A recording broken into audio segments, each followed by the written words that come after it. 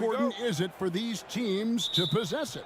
Yeah, especially with the amount of injuries we see happen every season. It's so critical that teams have players that are ready to step up and produce and really allow you to not have to change the way you play. Here's the starting group for the Indiana Pacers. Siakam is the 4, and he'll be next to Turner at the 5. Halliburton in the backcourt, Nembhard to his side. And it's Nesmith in at the small forward. And here's Halliburton, following the 3 from Franz Wagner. Suggs against Halliburton. Turner with the screen. Clock at 6. Nembhard's shot is good. And this team looking to get him the ball and get him in rhythm quickly. Yeah, it's a good start for him. Let's see if they can keep getting him the ball in that area. Now, here's Wagner. No one near Banchero as he lets it go. Off target from outside. And here's Halliburton. He'll bring it up for the Indiana Pacers. Instead, after a few down years, the magic has been recaptured here in Orlando. It sure has, Kevin. They've had great draft picks. They have a couple of young franchise cornerstones. They've got size. They've got guys who will continue to improve. This team's got a chance to be really, really good going forward. Here's Siakam. Paolo Banchero making his last shot. Siakam, and he gets it to go, hitting off the back of the rim. And Siakam always has options in the mid-range. He's a talented shooter who can make that shot. Wagner kicks to Suggs. Carter with a screen on Halliburton. Here's Suggs. The Pacers pull it in. Well, that wasn't a bad shot. Defense playing a little loose there. Sometimes it just doesn't go in. Halliburton deciding where to go with it.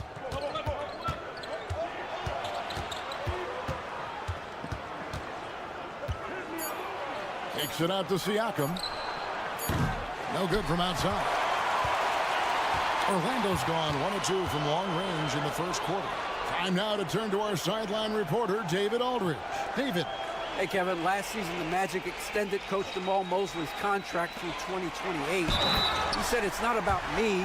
I just want each one of these guys to reach their full potential. This game has been good to all of us. I want to be part of maximizing how great they can be on and off the court. Kevin? All right, David, thank you. Goga Bitadze's checked in for the Magic. And a change for the Pacers. Benedict Mathurin, he's checked in for Halliburton. Orlando making some changes. Isaac's checked in for Banchero. Anthony comes in for Caldwell Pope. And it's Anthony Black in for Suggs. Then for the Pacers, Obi Toppin's checked in for Miles Turner. Shepard comes in for Aaron Nesmith. And it's T.J. McConnell in for Andrew Nembhard. And I was sure that was money on that one, but everyone is afforded an easy miss or two. Yeah, it was a great look. Sometimes they don't fall. You've just got to keep taking great shots. Now, here's Isaac. 2 points. That one goes. And Isaac has proven to be more than capable with his mid-range jump shot. He keeps it up high in the air so the defense doesn't really have a chance to disrupt his rhythm. Mathurin against Wagner. Mathurin, good. And once he got to the 10, I think he was surprised to find himself that wide open. Once he gets in deep on the defense, there is no way he's missing a layup like that. Shot's good by Anthony. And that's a high percentage look when the D doesn't fight over the screen. Yeah, it's certainly worth it to disrupt the offense. Coaches notice that extra effort. Now, here's McConnell. Mathurin for three. His second shot goes in, off to a good start, 2 for 2. A young guy who is ready to attack. Mathurin gets the ball and goes straight into his shot. Here's Anthony.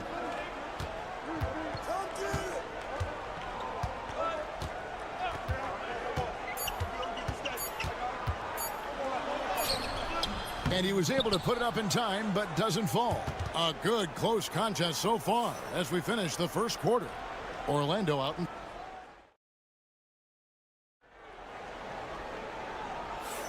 Some good action already in this one, but a fairly even matchup after the first quarter of play.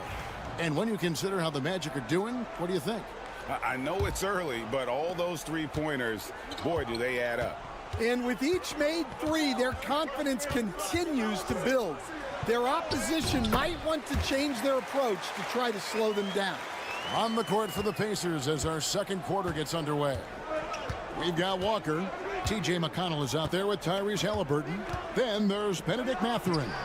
And it's Toppin in at the 5, roaming the paint. High IQ play by Halliburton, breaking down the defense with a pick and creating for himself.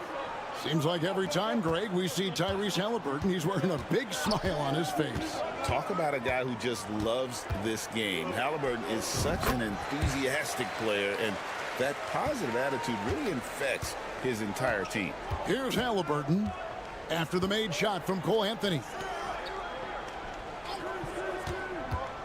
Outside Mathurin. And again, it's Indiana converting. Really well done there. Just confident and composed, never in a hurry. Just over a minute gone here in the second quarter. Puts it up from 12. Pacers with the rebound. Halliburton outside. From past the arc. And again, it's the Pacers from deep. We'll see if they can finally hold on to a lead. It's been back and forth all night. Well, this is why the fans are here. Each team trading blows, increasing the entertainment value. And here is Anthony after Tyrese Halliburton was able to get the triple. Anthony against Halliburton. And it's Anthony with the jam. Oh, and he went for the two-hander on the slam, using some muscle. Some urgency from him there, sure. Tapping a screen on Anthony. Halliburton for three. The rebound by Bataze. Orlando, they've gone 3 of 4 from the floor here in the second quarter. Carroll, a screen on Halliburton. Anthony nowhere around. Knocks down the 3-ball. Anthony's got 9 points in the quarter. You know, Stan, we hear all the time about after timeout plays, about how many of those do teams really have at their disposal? Well, you certainly have to have a few, Kevin. Coaches vary in their philosophy. Some coaches will draw them up on the fly. I was one, like a lot of guys, who wanted to have things that we've worked on that then we could go to. But that just depends on who you've got, how smart your guys are, how quickly they pick things up. Count that one. And at 6'11", Isaac's able to take a hit and still get the deuce. And Rick Carlisle decides to call timeout. Wants to regroup and go over the strategy. So a new group on the floor for Orlando. So an entirely new group in now for Indiana. Miles Turner, he's checked in for Toppin. Pascal Siakam comes in for Walker. Neesmith, he's checked in for Halliburton.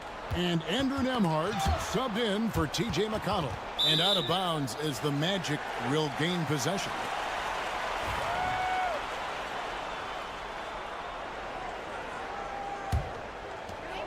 .55 seconds left to play here in the second quarter. Steps back. Here's Suggs. And he drops in the layup off the glass. Suggs has got the lead up to 7 now for Orlando.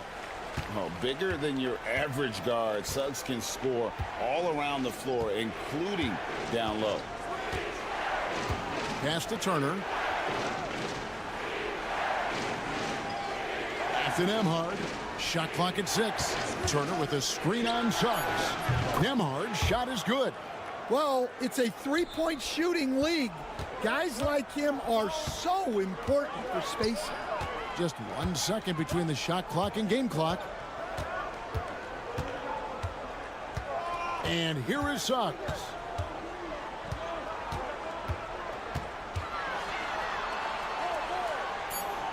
The Magic need to get a shot off here. There's Wagner with the 3. Sinks the triple. Wagner's got 6. Cole Anthony has been on display for the Magic. He finishes with 9 points in the quarter. The D is having all sorts of... Okay, David, much appreciated. And now time for halftime. So we'll be back in just a bit to get the third quarter underway.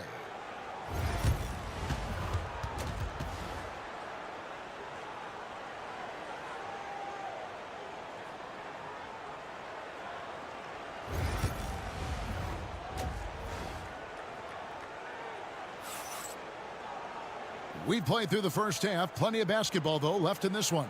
Cole Anthony having a dominant impact, guys, in this game. Definitely been challenging the defense here early on, not settling for anything outside. Well, I just love his fearlessness so far. He's charging inside like no one can stop him. Underneath, in the post, it's Banchero and Carter Jr. Sliding in at the wing, we'll see Caldwell-Pope and Wagner. And it's Suggs in at the 1. That's the group starting the second half for Jamal Mosley. And at the line, it's all about consistency with him. His routine, his stroke, it never wavers. With a short break in the action, gives us a chance now to send it over to David Aldridge. Kevin, thanks very much. Tyrese Halliburton is a person who's in control. He says, I want to win, so I'm just trying to figure out the right way to do that. Right now, it's get the ball in my hands and just make the right reads. I can facilitate probably better than the majority of people in the league. So that's what I want to do. I want to get my guys involved. Kevin? He does, doesn't he, David? Every single time. And, David, we thank you for that report. Neesmith finds Halliburton to the inside and out of bounds as the Magic will gain possession. And a minute played as the second half gets going. The first overall pick, and Stan, we have seen this kid, 6'10" Paolo Banchero. How impressive have you assessed his passing skill? Well, Kevin, it was the thing that surprised me most about him when he came in the NBA. I knew he could put the ball on the floor and attack the basket, get to the free throw line, but he is one of the best big playmakers in this league, making the game easier for all of his teammates. Wow, what a great asset. You aren't kidding. Caldwell-Pope outside. Banchero outside.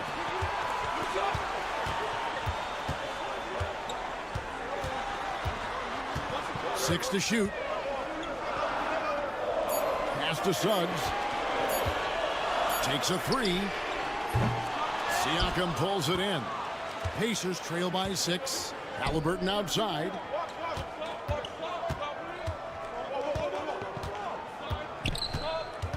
Turner with a screen on Wagner. Inside. And it's Turner finishing it off. Oh, perfect pick and roll right there. Halliburton with great timing as a passer makes it easy for his teammates. Poked away. Siakam with it. Picked up by Banchero. The 11-footer. And he gets the friendly spin, and that one drops. Now just a 2-point Magic lead. And some kind of switch must have been flipped at halftime because both teams are getting after it. Yeah, and you can feel the pace picking up in this second half. Both teams have dialed up the intensity. And you see the quickness of KCP bursting to the rim. And here's Halliburton. He'll bring it up for the Indiana Pacers. And that'll be 2 free throws coming up. Officials on the call with the foul. It's on Jalen Suggs. The Pacers shooting their first free throws of the game. And Greg, we know the Pacers have to improve defensively, but where do they start? Candidly, Kevin, I feel like they're too soft. Giving up offensive rebounds, cheap fouls, they've got to be tougher mentally and physically, especially on the interior. Here's Black, still without a basket. Drops in the tray. Now that's a high percentage look when the D doesn't fight over the screen.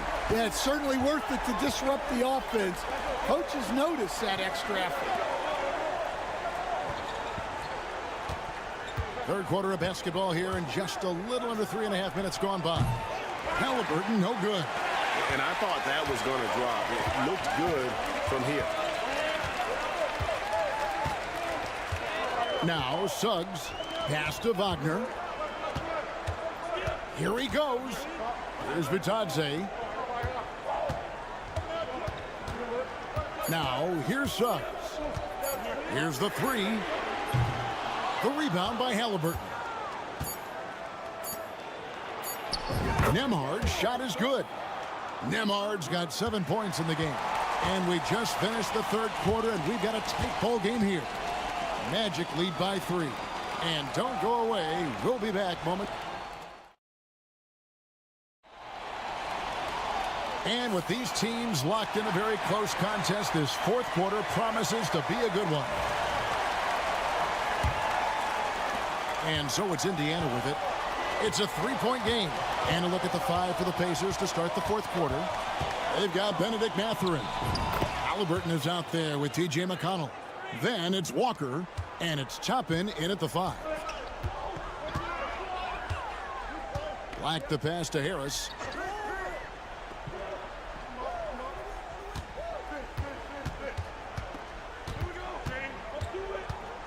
Back to Black. Harris a screen on McConnell. 4 on the clock. A nice shot by Black. Confident and composed on the three-point shot at a critical juncture. Here's Halliburton. Makes a big high bounce and goes in. Halliburton's got 4 points now in the quarter.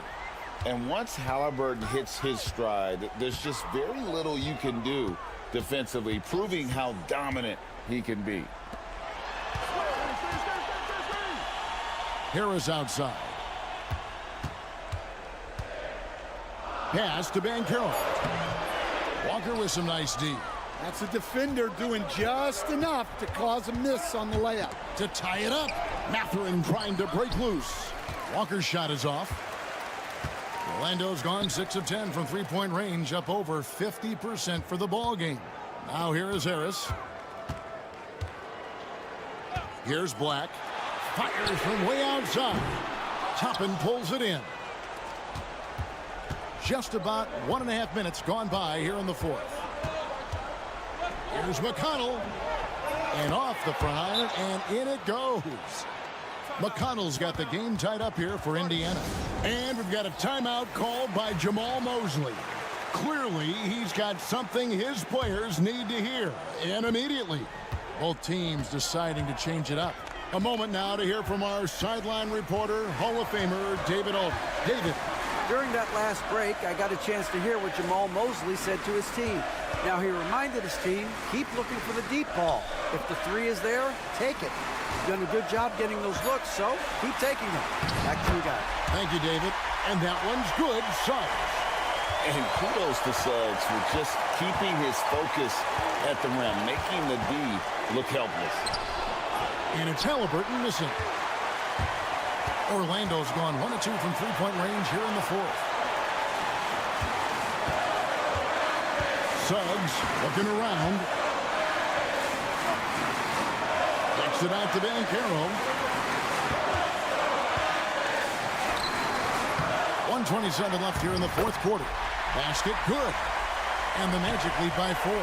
And great work inside. This is where Banchero feasts.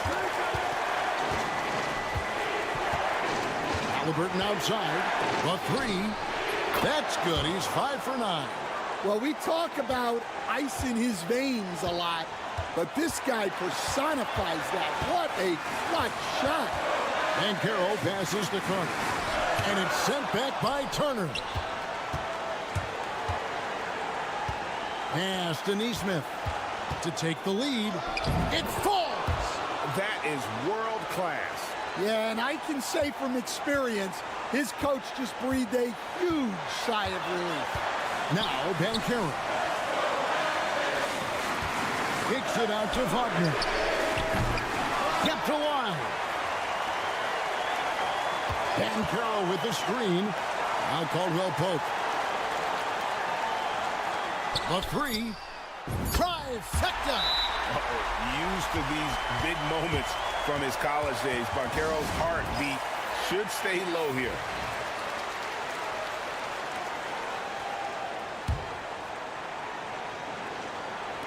And it's the Pacers with the ball.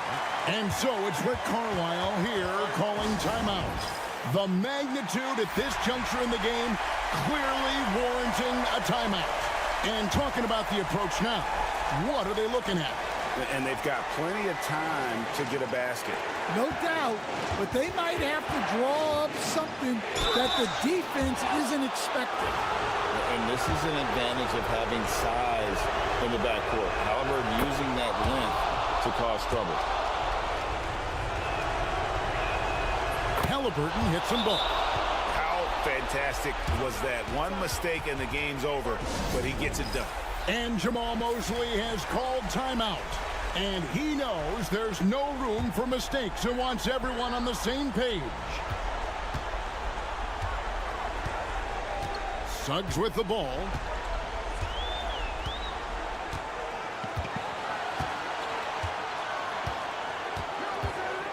"12 seconds left to play in the final quarter. Bankero left side. Clearly a foul. Good on the first, and that gives them the lead.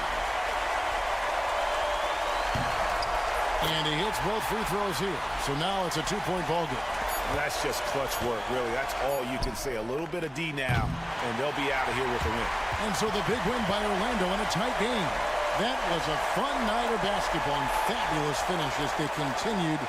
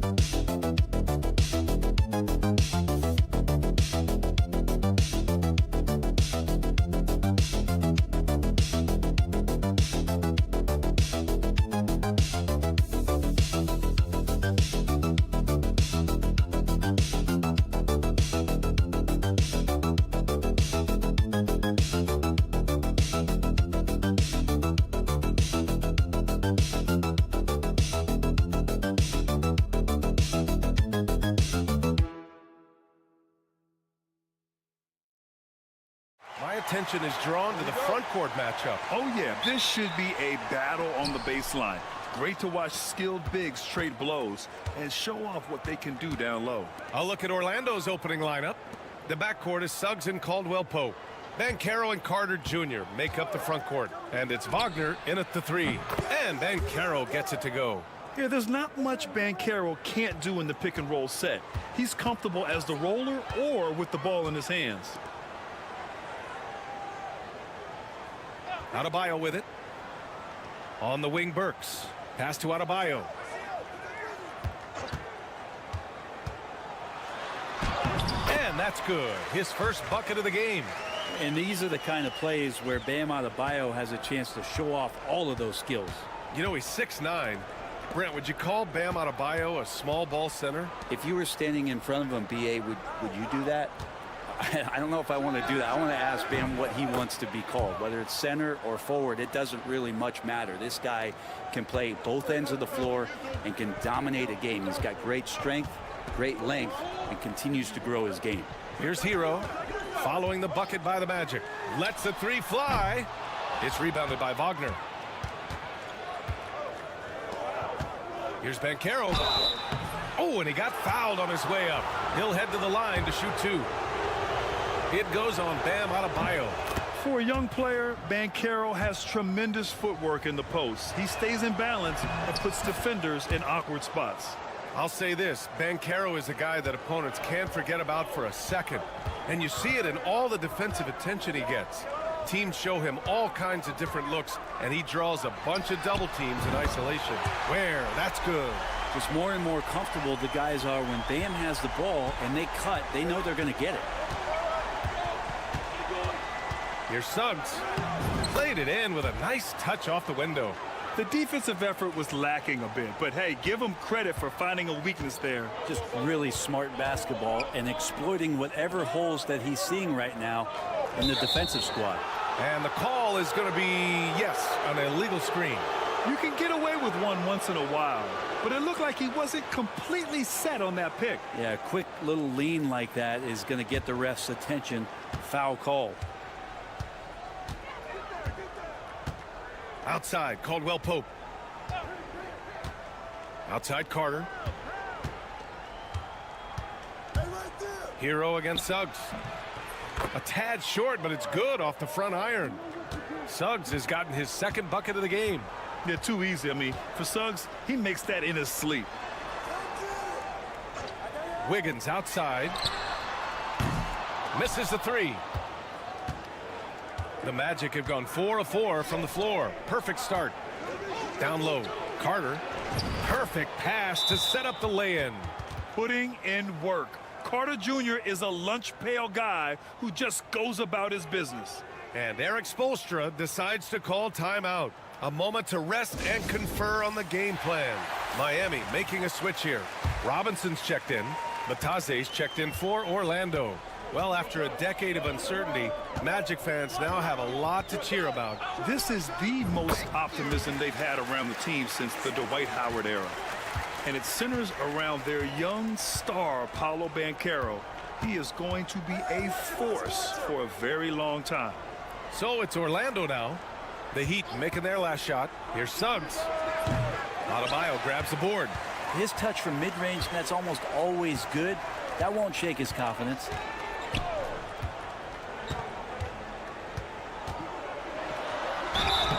And count that. 2 points and a chance for one more at the line. And every bit of the body control right there for Adebayo out there, going right through the contact. So both teams making some changes here. At 6'9", Bam Adebayo is on the shorter side of centers. Yet he is elite defensively, Grant. He's been top 5 in Defensive Player of the Year voting a bunch of times. Bam has an incredible motor, a great IQ. Oh, man! Oh! Wow, that type of finish is just deflating right now for a team that's trying to make a comeback. Ouch. That's certainly a big-time finish right there. It was one big exclamation point, or maybe even a question mark. 7-second difference between the shot clock and the game clock. It's hauled in by Isaac. Here's Black. Pass to Bataze. Here's Anthony. Got it. That's nice vision there. You see that pass, you make the feed before the defense has a chance to react, and that opens up a much better opportunity to score. And so it's the Orlando Magic finishing the quarter with an 8-point lead. And it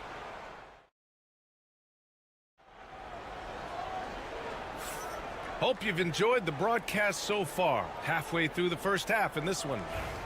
And let's take a moment here to get your take, guys, on the scoring so far for the Magic. They've been in rhythm from the in-between area, just keeping things simple and taking what the D gives them. Love the passing that they displayed at the start of the game. Great ball movement that's opening up some chances without really getting deep into the execution. On the court for the Magic, Jonathan Isaac is out there with Banchero. Then there's Anthony. Then it's Goga Bataze. And it's Black in at the one. And Anthony slams it in. Now that's how you capitalize on a screen. Yeah, good positioning, too. Gave him a clear path to the hoop. Really not enough help there. Lack of communication on the backside. Here's Larson. He's guarded by Anthony. Highsmith. He's checked in for Miami.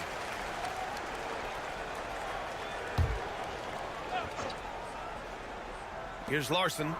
Yet to see a basket. Hero outside. Lets it fly. He hits the back iron and sinks it. Well, Grant, with all the parity and competition in the league today, there's still those teams piling up losses. Yeah, BA, and with teams like the Thunder excelling, it's almost like youth is no longer an excuse. But some rebuilds take longer than others. Gives us a chance to catch up with Allie LaForce. Well, Paolo Banchero grew up in Seattle playing pros every summer, and that gave him a huge leg up in the NBA. He said, quote, "They'd always tell me it's not as hard as you think. You just have to be focused and locked in." That's what led to me having that demeanor. Brian? The 2023 Rookie of the Year, Allie. He hit the ground running. Hero with the bucket. Hero's got 7 points here in the quarter.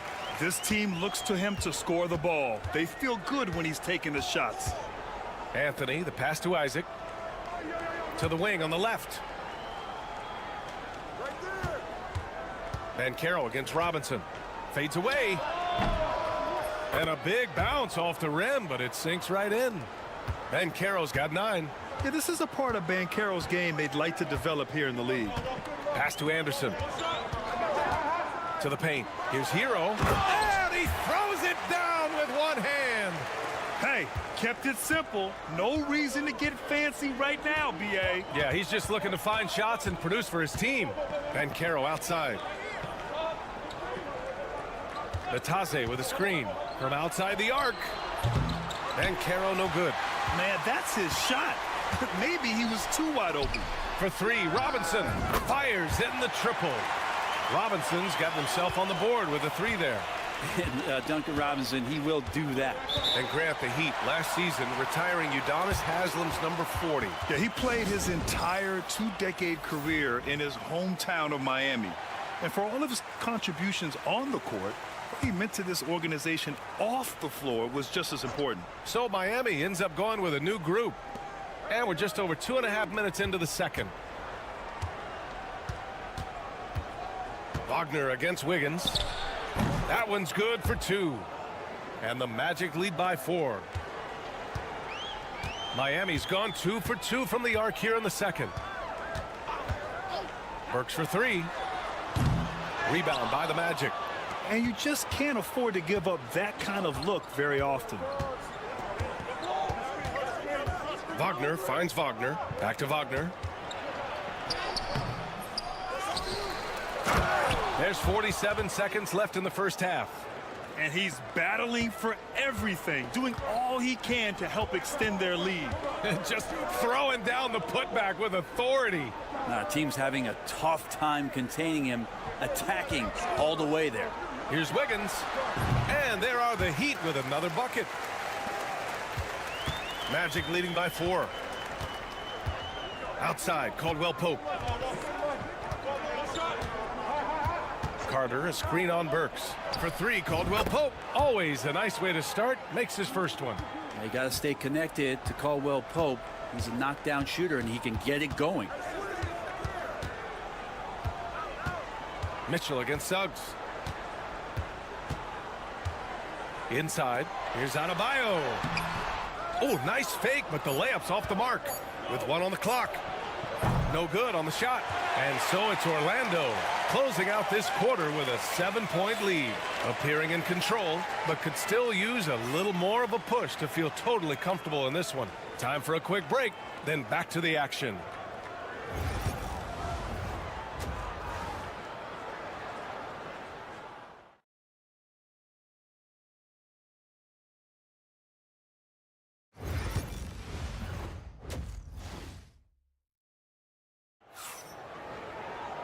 And we hope you've enjoyed the broadcast thus far. We're halfway through the game.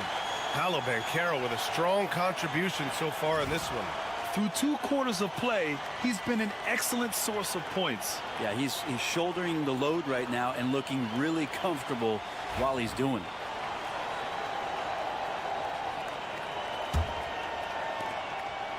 And so Hero will bring it up for Miami. 7-point differential.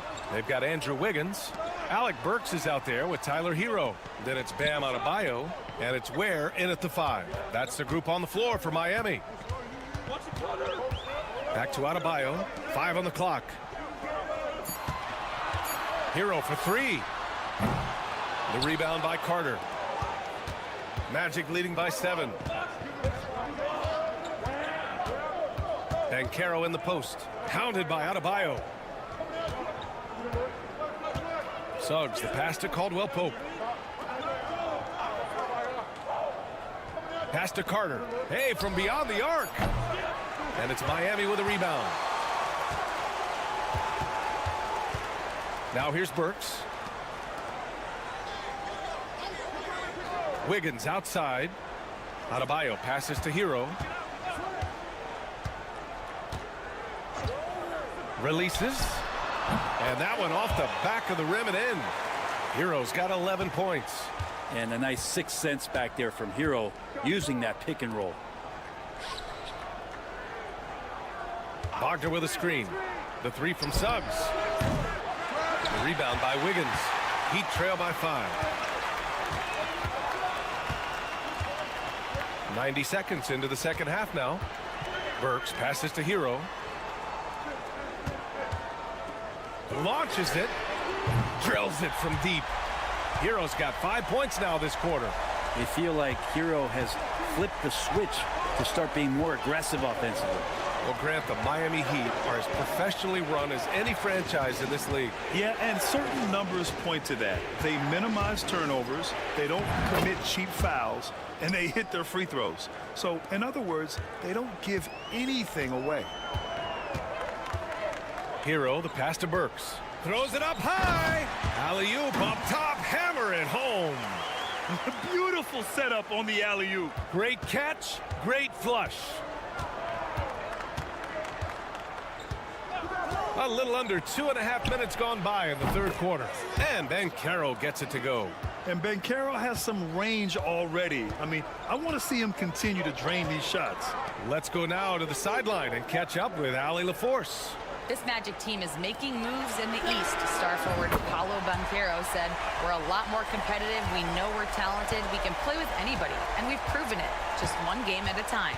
Brian? Got to take that simple approach. A team on the rise, Allie. Thank you. Wagner outside. The 3 is up. Gets the 3 ball to go. 7 points in the game. And both teams running long-range plays that are working. Well, both of them looking towards the 3-point line. And I like to see that, especially when the results are made buckets. So both teams changing it up here.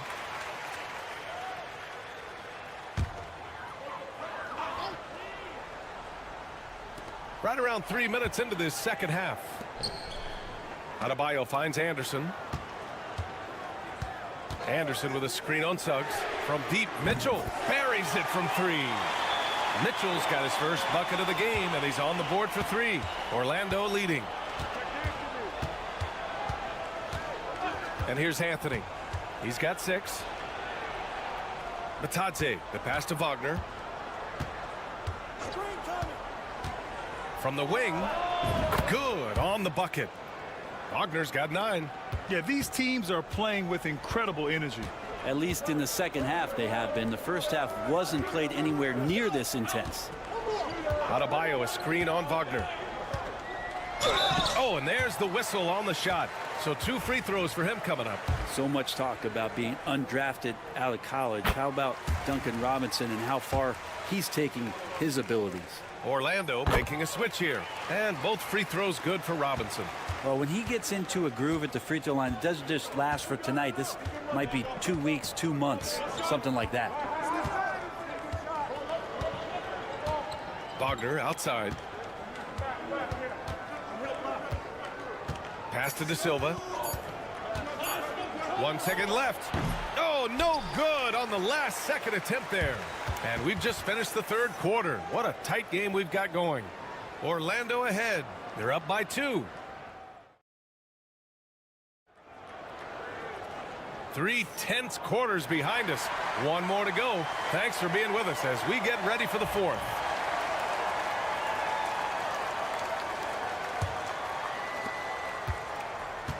Orlando has gone 4 of 8 from 3, a nice percentage. On the court for Orlando, the tandem at 1 and 2, Black and Harris. Paolo Banchero is out there with Wagner, and it's De Silva in at the small forward position. Harris outside, 6 to shoot, puts up a 3, sinks it from distance. De Silva's gotten himself going with a triple, his first basket of the game. Hero for 3, Love for 3. Pure from 3-point range. Love is awesome at reading the defense, and they're not up on him. He's going to let it rip. Now Banchero. Paolo, strong. Can't ask for a better look with the game in the balance. And we played through about a minute here in the 4th. Beyond the arc. De Silva with a rebound. Orlando leading by 4. Harris passes to Banchero. It's stolen away. Here's Larson, pounded by Harris. Pass to Hero.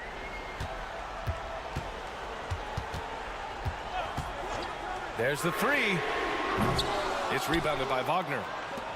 Orlando has gotten 5 of their 9 attempts from deep to go. And we've made our way through just over a minute and a half of this 4th quarter. The 3 from Banchero. Rebound by the Heat. Pass to Highsmith. Hero outside. Count it, and 1. He'll have a chance at a 3-point play. That's on Mo Wagner. And just superb concentration from the crafty guard. Hero taking the contact like a champ. You might want to think twice before sending him to the line again. He gets locked in when the game gets close. And rejected. And they'll keep possession. Here's Suggs. And another miss by Orlando. I know it's about defending the post and the 3-point line these days, but still got to be active in the mid-range area, and the defense gets away with one there. Beautiful setup on the alley-oop. Great catch, great flush. Pass to Banchero. And he's going for the oop here. And it's slammed in by Carter. And coming down the stretch, you just can't afford that type of defensive breakdown. Yeah, breakdowns like this are only going to hurt you moving forward and late in the game. Establish some trust and make the defense come together. Hero for 3. Hits a 3-pointer. Hero's got 6 points in the quarter. He wants the ball, has a flair for the dramatic, unfazed in big situations. Pass to Banchero. Kicks it out to Wagner. Carter, a screen on Wiggins. 5 to shoot. Wagner, the pass to Banchero. Here's Carter. Yes! A huge shot to tie it up. Now that's one to remember. What an impact on the game. I'm wondering, is that the biggest shot of the game? Adebayo, a screen on Suggs. Hero for 3. Laces one from 3. And Tyler Hero not shy that time. And so Jamal Mosley calls for the timeout. Critical moment here. He's not taking any chances.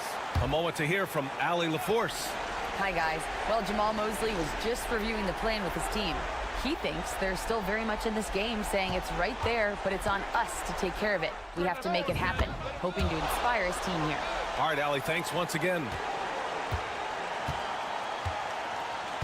Grant, they'd love to milk the clock here. No question. They're in a great situation right here. Tyler Hero in the zone.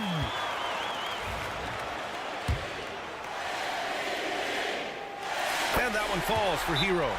That and one is huge, making this now a two-possession game.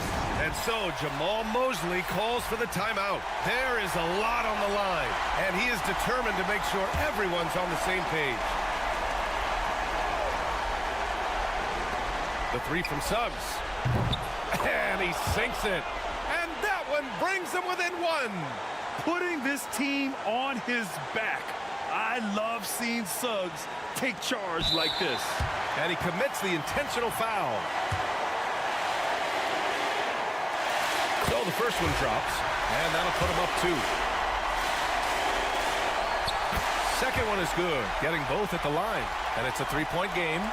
Calm under pressure, and every point here means a lot. 2 seconds separating the shot clock and the game clock. And Carroll with it. Carter, a screen on Adebayo. Here's Banchero. Carter. Yes! This is what makes Banchero a difficult cover. His ability to pass it well in screen rolls. And now an intentional foul. They need the ball back as soon as possible. Yeah, and that was a smart move. I mean, you have to foul right there. You just don't want them to run out the clock. And he hits both free throws here. And it's a 3-point game. So it's Orlando now. And there's only one option. They need a triple. Nah, this is all from the perimeter and outside the arc here. Suggs, no good. And an intentional foul right there.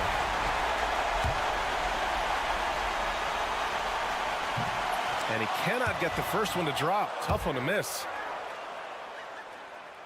And he does get the second one. And that gives him a 4-point cushion.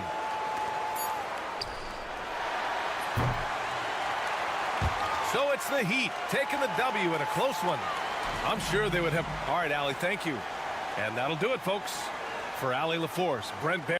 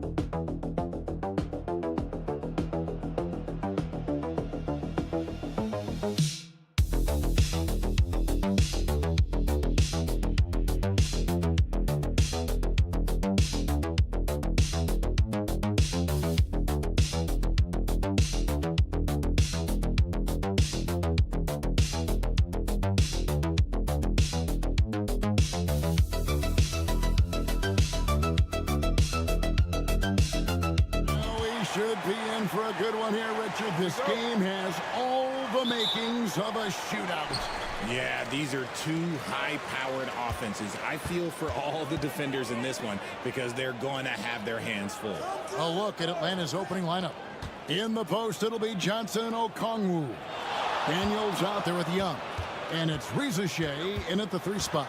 Here's Brown. Uses the glass to finish the layup. Wanting it more. Jaylen Brown, this man competes. And teammates, they take notice of things like that. On the wing, Daniels. Johnson outside. The shot's good on the assist by Daniels. And they don't want to get in a habit of giving him open looks from 3. First quarter still, but not who you want to leave open. Now here's Brown. Tatum wide open. He fires one. And right away, they match it with a 3-pointer of their own. This is what great scorers do. Tatum rises to the 3-point challenge. Richard, when you talk about Jaylen Brown, many scouts felt he'd never be a #1 level option offensively. But he's proven some people wrong. Kevin, many scouts have been wrong many times. The question has been answered. He wasn't a great shooter when he first came into the league, and his ball handling also needed to improve. But now, both of those are strengths in his game. Now, here's Tatum.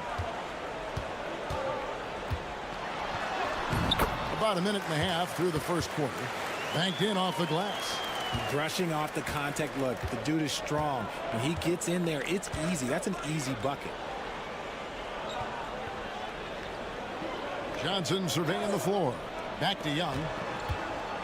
From deep three-point land. The rebound by the Celtics. Holiday left side. Pass to Tatum. Lays it up and banks it in. That's 7 points for Jason Tatum.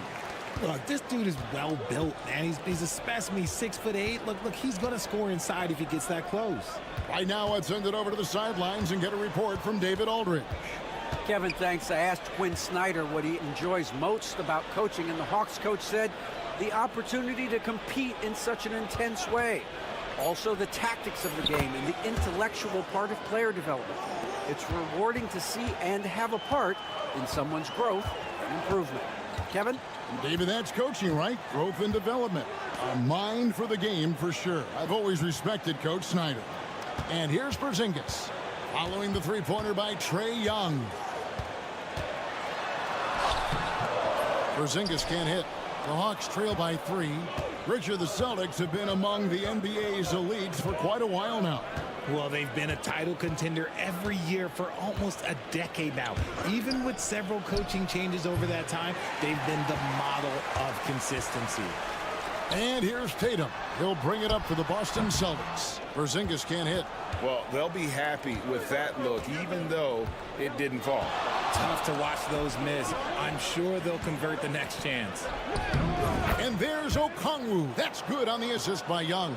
That's a guy you want taking shots, a quality offensive player. Outside, White. Back to Tatum. Hits the layup after the sweet pump fake to freeze the D. Tatum's got 9 points. Lots of poise under pressure. Tatum welcomes a challenge. Just 2 seconds between shot clock and game clock. Young taking his time here. 5 on the clock. From the arc. It's rebounded by Porzingis. Tatum way outside. And that one released in time, but no good. What a performance for Jason Tatum. He has been the story so far for the Boston Celtics.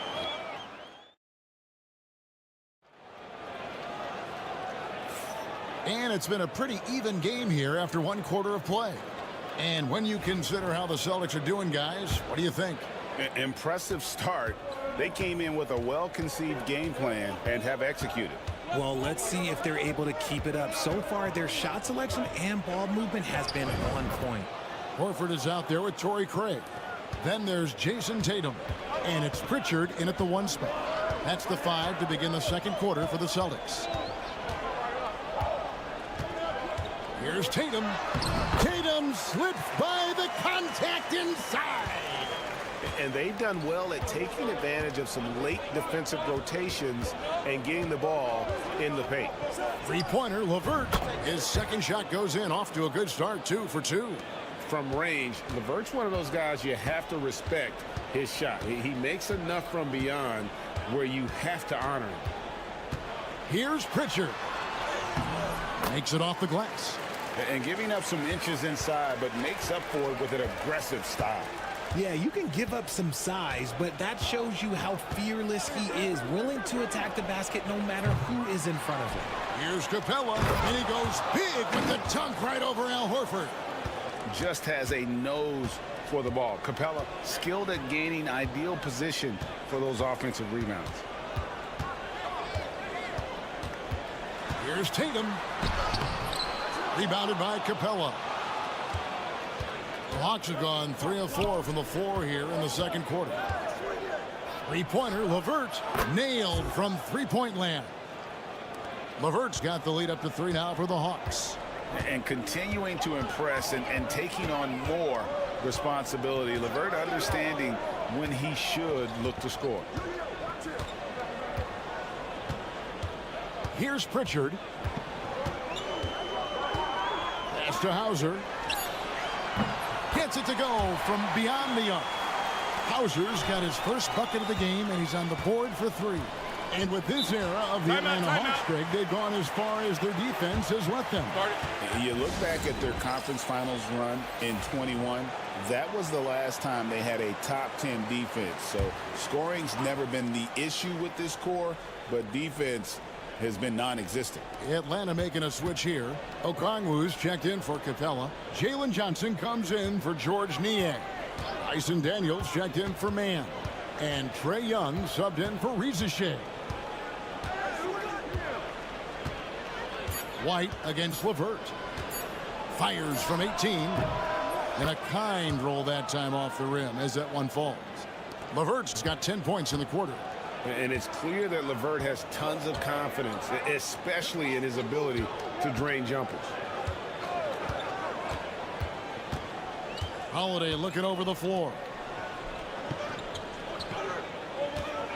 Tatum against Johnson. Tatum dishes to Holiday. Here's White. Misses the three, and he used the pump fake well there, but he couldn't capitalize. Young passes to Johnson. Over to the left wing. And taken away by Brown. Holiday with it. And Young picks him up defensively. Well, Brown watches the ball closely, and that allows him to find that opening to get the steal. Young passes to Daniels. There's 39 seconds left in the second quarter. Young, good. When guys are moving the ball, sharing it, it makes the game so much more fun, both as a player and as a fan. Tatum kicks to White. Holiday, the pass to Tatum. There's 21 seconds left to play in the first half. Couldn't get it to drop. He's now made 5 of 8 shots. Young outside. Teardrop shot. Good work there as it goes. And now a 4-point Hawks lead. And here is Tatum. It'll count. Oh, and he got it to fall. Wow. Woo. Wow, what a way to finish up the quarter. Yeah, that's 1-100 type shot. But hey, that is why you just throw it up there. Thanks for the great interview, David. And we'll be back for the third quarter of basketball following halftime.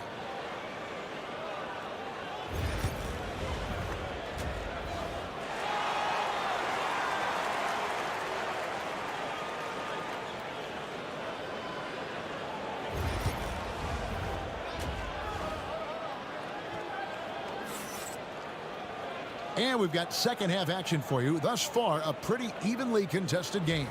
And you know, guys, Jason Tatum has really been making it happen. You just love the patience in that first half. Waited until he got the look he wanted. You love guys who can get their shots within the flow of the offense.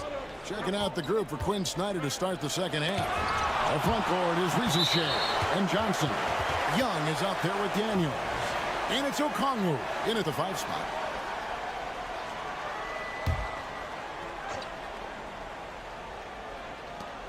6 on the shot clock. Atlanta needs to get off a shot here. Johnson. Analytics or the eye test? The optics or the numbers in front, Greg?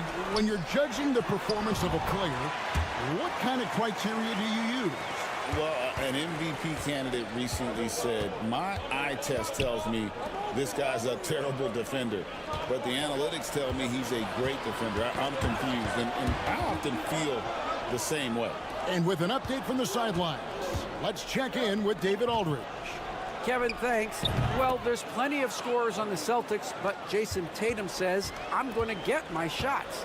It's just about trusting the process. From experience, I understand that I'm good enough that I can relax and defer a little bit. Then in the fourth, I can score 20 in the quarter. Kevin, sounds like he's figured it all out. Thank you so much. You know, he can take over at any time, and it's fun to watch. DA, we thank you for that. And here's Young. He'll bring it up for Atlanta. They trail by 1. Greg, since making it to the Eastern Conference Finals in 2021, the Atlanta Hawks haven't been that good. And it was hard to tell if that was a Cinderella run at the time, but Kevin, looking like that might have been the outlier. The Hawks took some risks to get back there, but it just hasn't worked. Boston's gone 3 of 5 from beyond the arc so far tonight. Holiday gets the bucket. Able to absorb contact. Holiday is not someone that is prone to lose focus on these tough takes. Young outside. Here's Okongwu. The Hawks again can't hit. You almost have to assume he's going to knock those down when he is that open. See, this is what Tatum is capable of. Look, he is a sensational scorer. Like, we understand that. But when he gets into a rhythm, whew. Here's Daniels. And he uses the glass on the layup. And that's just showing off right there, guys. I mean, he is too good with that crossover. Outside Tatum. Brown deciding where to go with it. Beyond the arc. Drills the three-pointer. Brown's got 5 now. A consistent shot for him. Brown likes the three. To the middle. Here's Daniels. And that one is hammered home. And one step ahead of the defense with that solid screen. And then, Greg, the monster dunk to finish it off. Well, great chemistry on display. He understood where to put the screen in order to free up his teammate.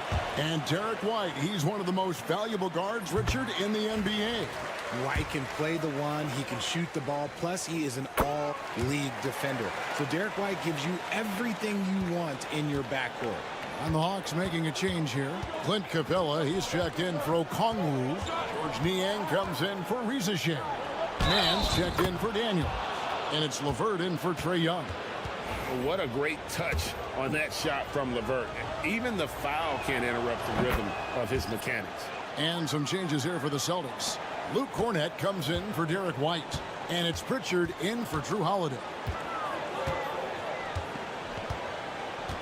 Brown outside. Pass to Horford. Here's Pritchard. Off target with his three. Shocking that he just bricked that one. The defense got real lucky there. On the wing, man. He's covered by Brown. And here's LeVert. The shot goes down and it gets this game back to even. LeVert's got 6 here in this quarter.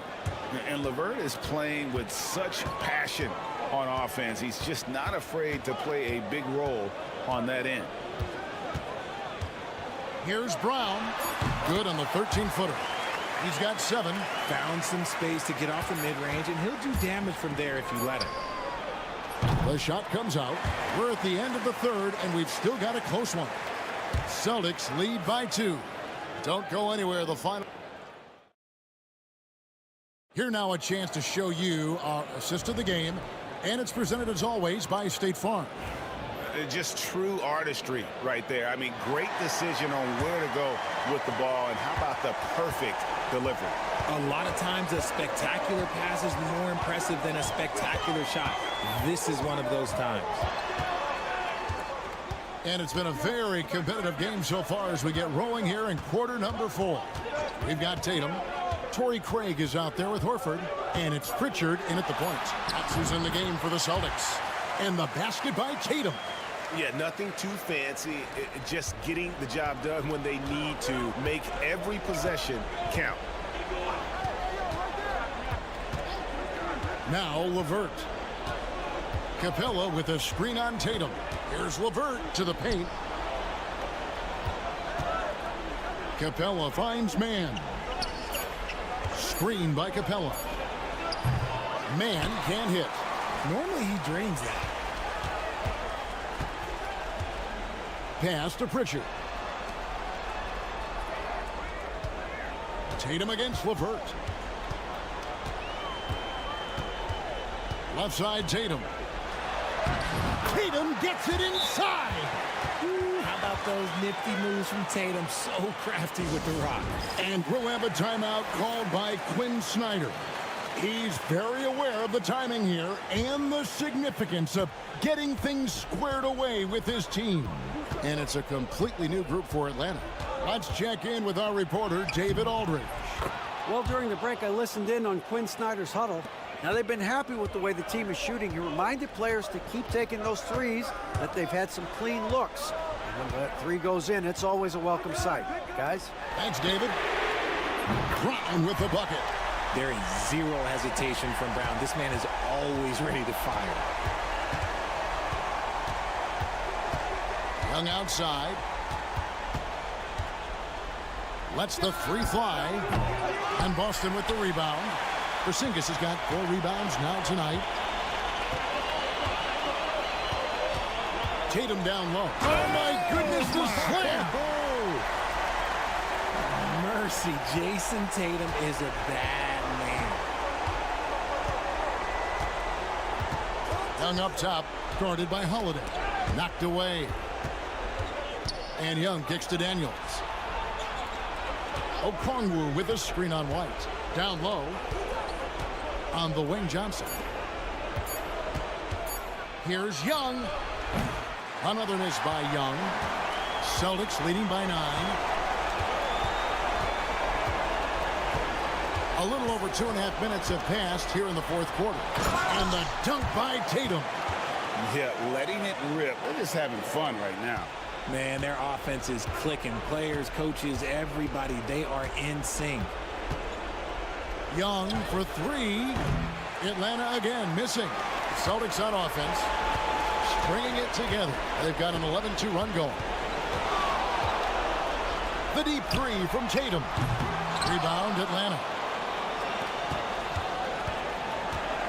Daniels with it. Pass to Okongwu. Trying to break that ice-cold streak. Young's shot is good. 52 seconds left in the fourth quarter. Tatum against Johnson. Tatum down low. And contact on the shot, so he'll be shooting free throws here. Okay, big boy. All right. You like to see Tatum asserting himself on the interior. Look, he's forcing the defense to foul. And he cannot convert on the second. That misses. Yeah, you'd like to convert them all, but that should still be enough to secure the win. Young finds Okongwu.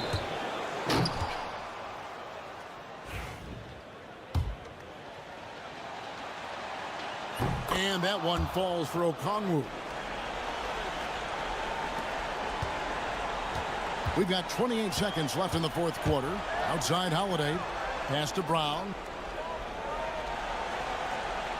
Back to Holiday. Over Young. And Drew Holiday. The bucket on the assist by Brown. And the Celtics lead by 9. Oh, a nifty finisher. You didn't think Holiday would back down inside, did you? We've got 13 seconds left in the fourth quarter. And so they choose to intentionally foul. So the first one drops, and that makes it a 7-point lead. And so both free throws are good. And it's an 8-point game. Atlanta calls timeout. 11 seconds left in the fourth quarter. Guys, your thoughts? And I don't think they'll be able to climb out of this hole.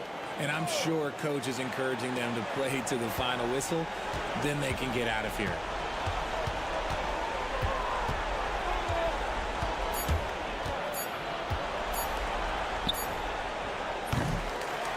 So it's the Celtics picking up the win. A confident win and one where they clearly showed the greater effort. Yeah. All right, David, thank you. And that'll do it, folks.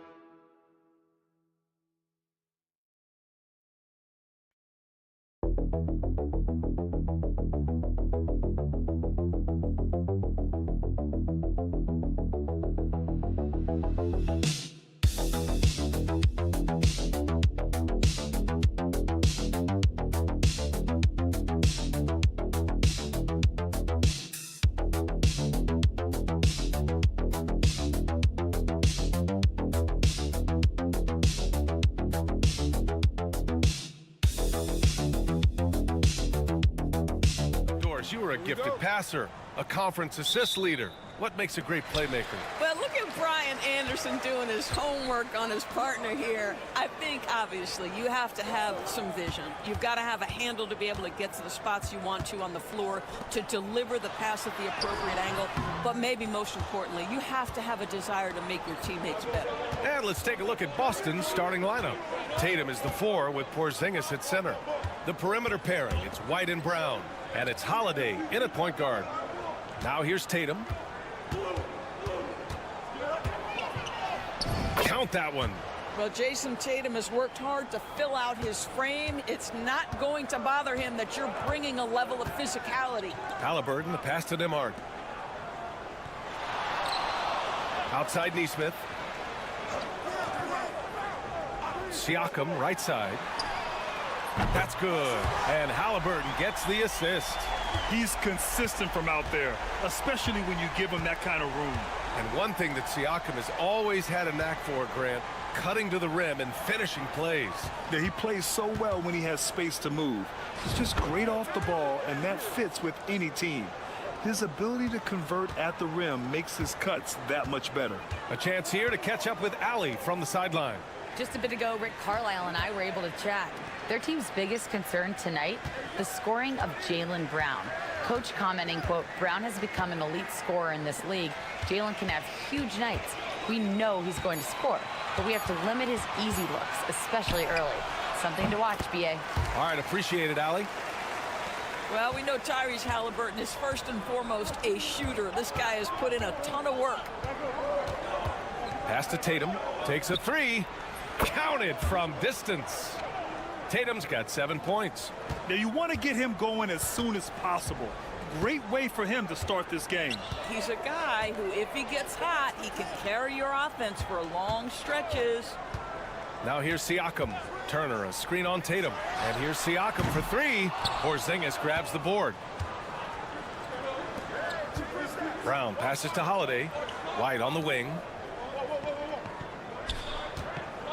Pass to Porzingis.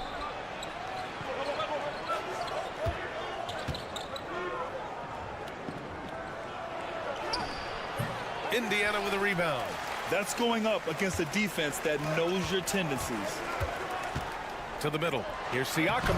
He's looking good. 2 buckets and 3 attempts. Well, you love the size and the length of Siakam, so he's comfortable in the painted area, does nice work there. And the expression, not enough touches to go around.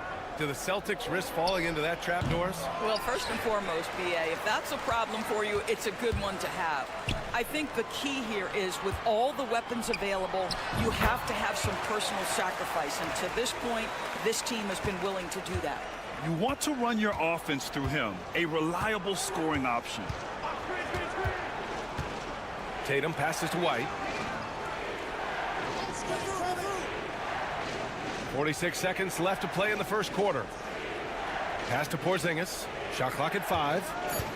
Over Turner. And that one's good. Porzingis. Boy, what a display of toughness from Kristaps Porzingis. He's a rock down low. Nesmith with it. Siakam outside.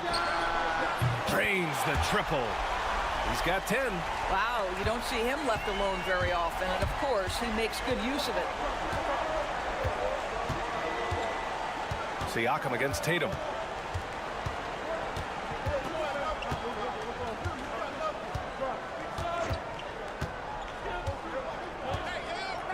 Porzingis with a screen on Siakam. And it's Tatum missing. And so it's Pascal Siakam making highlights for the Pacers. He put together 10 points in the quarter. We're coming right back. Don't go anywhere.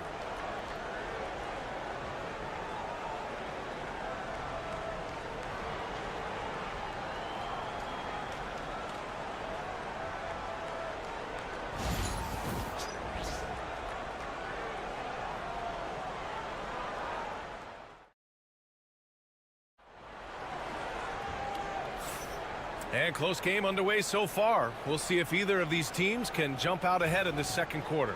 And guys, what's your take on Indiana so far? Well, they clearly came into this game focused on sharing the ball. When you keep everyone involved at the offensive end, it keeps everyone engaged in other areas as well. On the court for the Celtics, second quarter underway. We've got Al Horford, Jason Tatum out there with Peyton Pritchard. Then it's Torrey Craig, and it's Hauser in at the small forward position.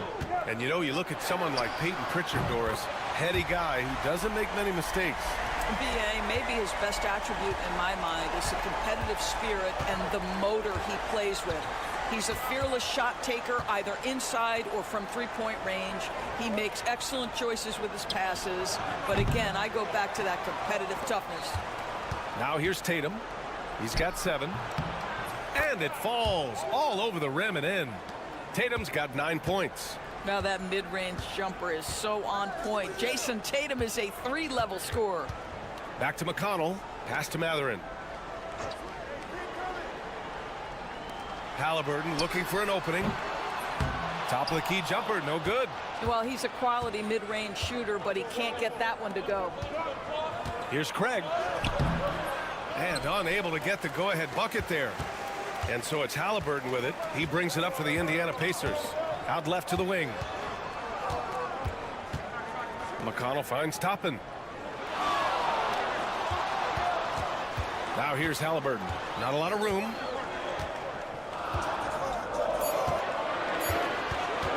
Fires the 3. Again, Halliburton missing. For Boston, they've gone 2 of 4 here in the second quarter. Pass to Hauser. Outside Tatum. Oh, sweet move. Oh, that's a bad man right there. Wow. I tell you, this guy is capable of some amazing finishes. Jason Tatum, my goodness. Time now to hear from our reporter, Allie LaForce. Brian, the Pacers love to push it up. Tyrese Halliburton said it's our biggest strength. Teams don't want to run with us. They know when you play us, have your track shoes ready, especially if you're coming off of a back-to-back or you have a packed schedule. You do not want to see us. Brian, they have their identity. No doubt about that, and it starts with him. If you try something like that, you better be sure to complete it. McConnell passes to Halliburton. Outside Mathurin. The 3 is up. And again, it's the Pacers from deep. Boy, a lot of confidence to Mathurin's game. That efficiency has to get better, but he is not shy. One thing about the Pacers, Doris, they can flat out score the basketball. It is incredible to me, B.A., how infrequently the ball sticks. They play fast, whether in transition or in the half court. They make defenses work. We've got a line change here for Boston. Porzingis passes to Holiday. Right side Brown. Oh, and a dunk by Brown. Oh, my goodness. How about that move by Jaylen Brown? That is spectacular. Siakam looking it over. Over Porzingis.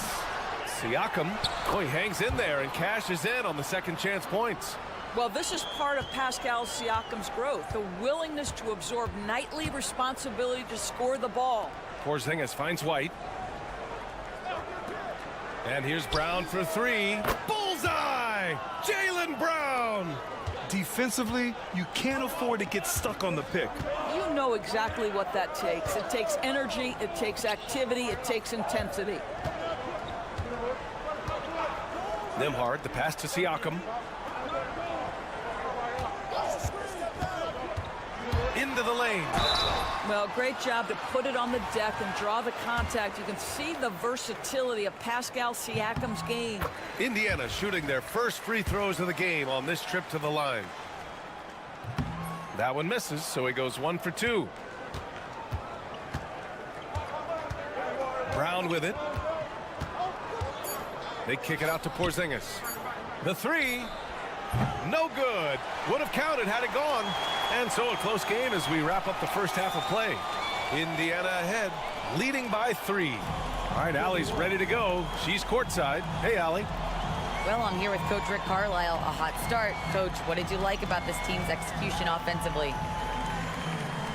We were making some shots.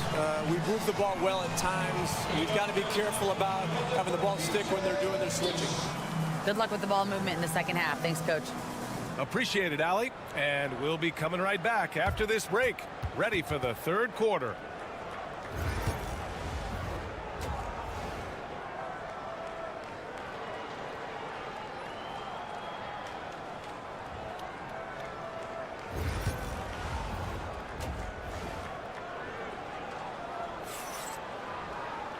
And in that first half, we saw a pretty tight battle. We'll soon find out what sort of adjustments were discussed during halftime. Man, what can you say? Pascal Siakam, an impressive effort here today. You just love his patience offensively in the first half. Waited until he got the looks he wanted. You know, as a coach, you can preach good shot selection, but it's up to the players to execute, and this guy has done just that. Nesmith and Siakam are the forwards. Halliburton and Nembhard, the 1 and the 2.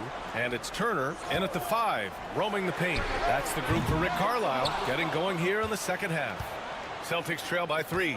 Well, Doris, you watch Kristaps Porzingis at the defensive end. He changes a lot of shots.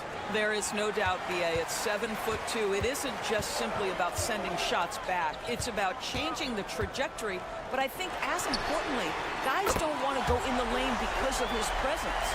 Well, yet another selfless play from Miles Turner. Pretty pass to his teammate. Siakam against Tatum. Too easy for Tatum, even with the contact. And here's Halliburton. He'll bring it up for the Pacers. Outside Nesmith. Siakam outside. Shoots over Tatum, and it's Indiana scoring again. I tell you, he's making everything he looks at tonight. He should be their #1 option on every possession. Outside, Brown.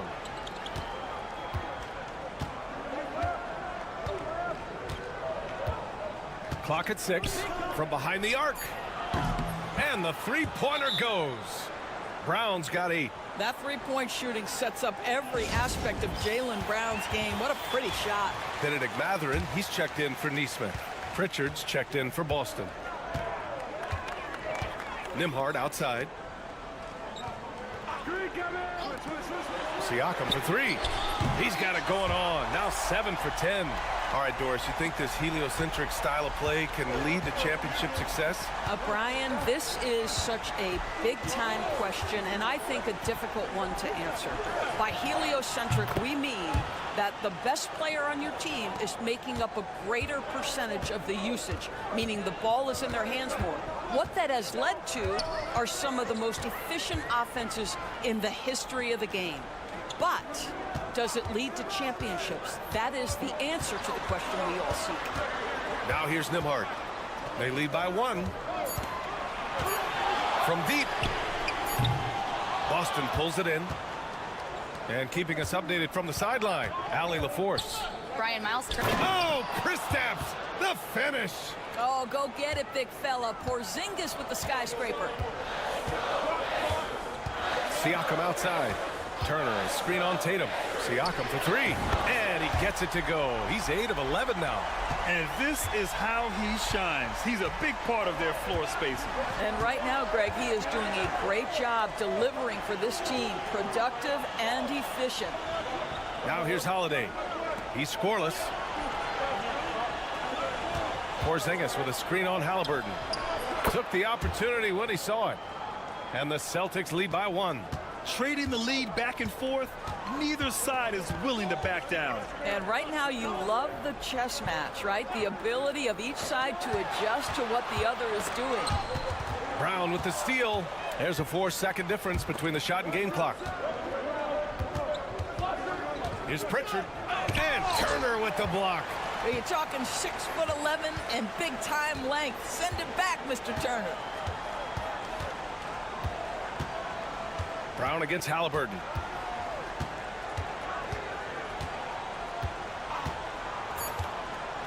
To the inside. And then Turner with the dunk. These teams just keep trading the lead. Yeah, you wonder what it's going to take for someone to pull away. And so it's Pascal Siakam making highlights for the Indiana Pacers. He's been effective on offense, racking up 21 points. And now we have a moment to reveal our State Farm assist of the game. And I'll tell you what, this was a no-brainer tonight. Take a look at the precision on this feed. Couldn't place it any better. And when you're the beneficiary of a pass that good, you better deliver, and he did just that. Man, I know I speak for all of us when I say I can't wait to see what kind of finish awaits us here in the fourth quarter. On the court right now for the Celtics, we've got Jason Tatum, Al Horford out there with Torrey Craig. Then there's Peyton Pritchard, and it's Hauser in at the 3. Now Tatum. Pass to Hauser. This one for 3. Rebounded by Halliburton. Now Matherin. Back to Halliburton. Now Matherin. Horford with the block. Well, this guy is a consistent shot blocking threat. Al Horford twice on the pipes. Out of bounds. It'll be Indiana's ball. A big group substitution here for Indiana. Miles Turner, he's checked in for Toppin. Siakam comes in for Walker. Neesmith, he's checked in for Matherin. And it's Nembhard in for McConnell. So Boston going with almost an entire new group here. Porzingis is checked in for Horford. Brown comes in for Hauser. White, he's checked in for Craig. And Drew Holiday is subbed in for Pritchard. Halliburton outside. From the arc. Oh, Halliburton deadly from deep. Great shooters trust their shooting motion. Tyrese Halliburton with the jumper. Here's Tatum. And he gets it to go. He's 8 of 11 now. They have a never-give-up attitude. No doubt keeping it very close. They're going to have to step up even more to get over the hump here. Halliburton outside. And again, it's Indiana with a 3. A remarkable three-point shooter out of the gates in his NBA career. Tyrese Halliburton, let him hear you. Can he keep it going? And he nails the jumper. Tatum's got 19 points. And that was the right decision. When you're in need of a bucket, you go to your most trusted guys. Well, you've got to earn trust and equity by making shots. Nice delivery there. This has been the story of the game, a battle fought on offense. And it is a major disadvantage down the stretch if you can't guard. This may just come down to who has the ball last. Here's Brown. Oh, Brown inside. Hey, he's more than just a shooter. You can tell Jaylen Brown embraces these kinds of moments. Big-time bucket. All right, let's get a report from Allie. Well, over the break, I listened in on Rick Carlisle's huddle. Well, coach is thrilled with their three-point shooting, saying in the huddle, guys, let's keep it up. Continue to shoot it from deep. It's working. They've been on fire from distance so far. Thank you for that, Allie. Pass to Halliburton. Turner, a screen on Holiday. Here's Halliburton. Nice spin off the left rim and in. Give him 20. You have to know how to play pick and roll in today's NBA. Tyrese Halliburton just dissecting the defense with ease right now. Tatum against Siakam. Takes one from 10 feet. The Pacers pull it in. No need to rush here. Take your time. Take your time. This is where you can reset and try to get a good shot. Nembhard outside to the middle. Here's Halliburton. And the dunk by Halliburton. Yeah, just one of those nights for Tyrese Halliburton. He's kept his foot on the accelerator, and he's putting it to the defense. Tatum inside, working on Siakam.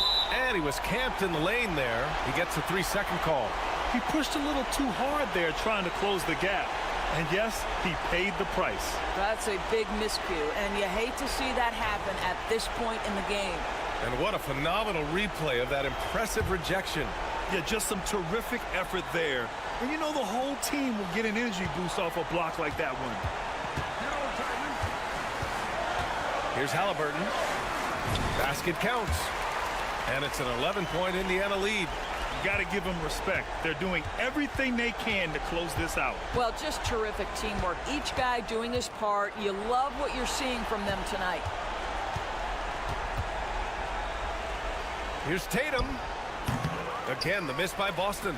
That's the shot they wanted. It just didn't fall. I think expect them to go back to it because that's the kind of shot this offense is designed to generate. 2-second difference between shot and game clock. Here's Nembhard. Can't nail the jumper.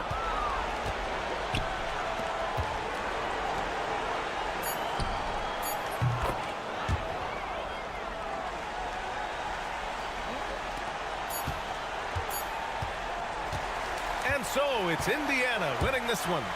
A competitive game. You have to feel like this crowd gave him a little extra edge. All right, Allie, good stuff there. Thanks for that. And that about wraps it up. 4 out.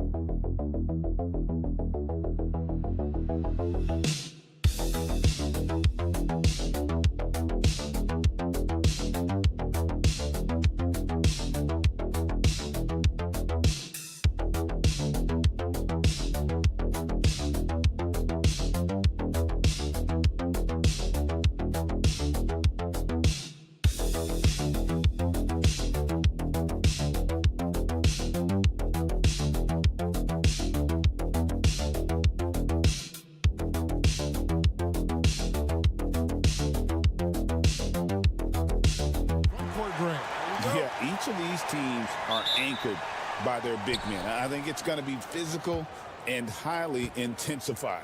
A look at the starting group for the Magic. In the backcourt form, it'll be Suggs and Caldwell Pope. Underneath, in the post, it's Banchero and Carter Jr. And it's Wagner in at the 3 spot. Hits the three-point bomb. And he's got a nice fluid motion on his long-range shots. I think Banchero will be a consistent three-point shooter at the NBA level. That one good for 2. And once he got to the 10, I think he was surprised to find himself that wide open. Well, this early, they should be showing a lot more energy on defense. It's not there. Now, here's Suggs. And a miss there on the triple. Halliburton against Suggs. Halliburton, no good. Orlando's gone 1 of 2 from long range in the first quarter. Tyrese Halliburton is flat out special, Clark. Yeah, you say it all the time. He is an absolute machine on offense. He really is an orchestrator, a maestro of platinum-level capability. His turnover numbers, outstanding. He's a guy that flirts with the 50, 40, 90 shooting splits and is going to lead the league in assists, I think, the better part of his career going forward. That's how good he is. Siakam finds Nembhard. Here's Halliburton. That one falls, his second basket of the game. He's now 2 for 3. Whenever that mid-range jump shot is available, Halliburton is going to take advantage of it. He's a really good passer, but also an opportunistic scorer. And good that time. Boy, he is looking confident. Love how they're using him so far. And you know what? They're going to keep using him. I mean, he'll be the centerpiece of their offense today. You can bank on that. Siakam kicks to Halliburton.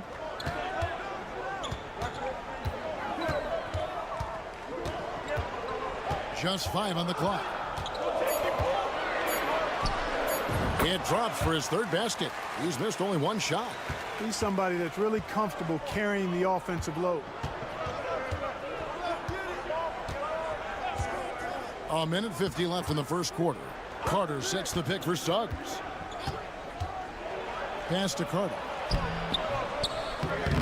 Doesn't get it to drop for him. Good work defensively by Turner. Now it's ended down to David Aldridge, who was able to talk with Rick Carlisle. Now, we spoke briefly about how critical it is to slow down Paolo Banchero. Coach said he can be a force on offense when he gets a couple to fall. The energy and effort from our guys has to be high if you want to contain him. We'll see if that team can contain Banchero out there, guys. Back to you. Okay, David, much appreciated. The Pacers have gone 3 of 5 shooting the ball so far.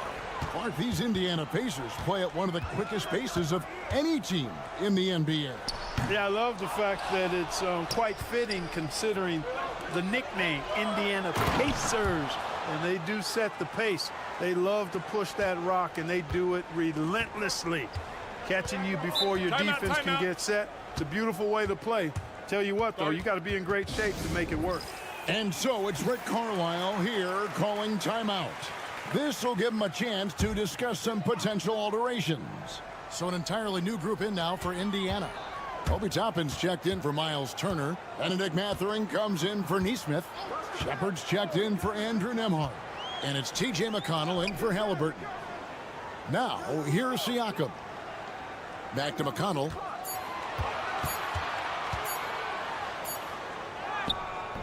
Got it off in time and beat the shot clock, but it's no good. Orlando leading. About 7 seconds separating the shot and game clocks. Outside Anthony. Goes to the reverse layup and drops it in.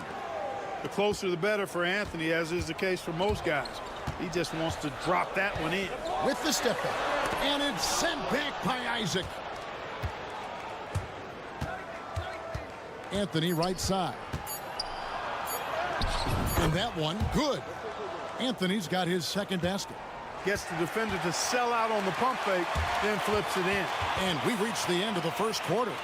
It's the Magic leading by 5. Live from Cambridge Fieldhouse, you're watching 2K Sports.